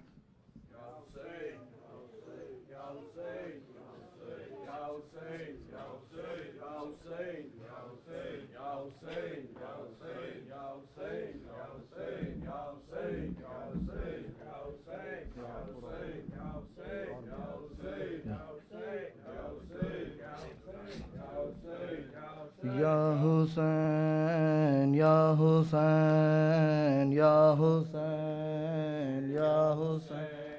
مومنین، آپ لوگوں سے ایک دعائے شفا کی التماس ہے۔ مریض کا نام ہے محمد فرخ اقبال، تو ان کو اپنی دعاؤں میں ضرور یاد کریں اور ان کے لیے دعا کریں، ان کی سے جلد صحت ان کی ٹھیک ہو جائے۔ یا حسین یا حسین یا حسین یا حسین یا حسین یا حسین یا حسین یا حسین یا رب کوئی معصومہ زندہ میں نہ تنہا ہو، یا رب کوئی معصومہ زندہ میں نہ تنہا ہو، یا رب کوئی معصومہ زندہ میں نہ تنہا ہو، یا رب کوئی معصومہ زندہ میں نہ تنہا ہو، یا رب کوئی معصومہ زندہ میں نہ تنہا ہو، یا رب کوئی معصومہ زندہ میں نہ تنہا ہو، یا رب کوئی معصومہ زندہ میں نہ تنہا ہو، پابند نہ ہو آہیں ہائے، پابند نہ ہو آہیں، رونے پہ نہ پہرا ہو، یا رب کوئی معصومہ زندہ میں نہ تنہا ہو، یا رب کوئی معصومہ زندہ میں نہ تنہا ہو، یا رب کوئی معصومہ زندہ میں نہ تنہا ہو، یا رب کوئی معصومہ زندہ میں نہ تنہا ہو، پابند نہ ہو آہیں ہائے، پابند نہ ہو آہیں، رونے پہ نہ پہرا ہو، یا رب کوئی معصومہ زندہ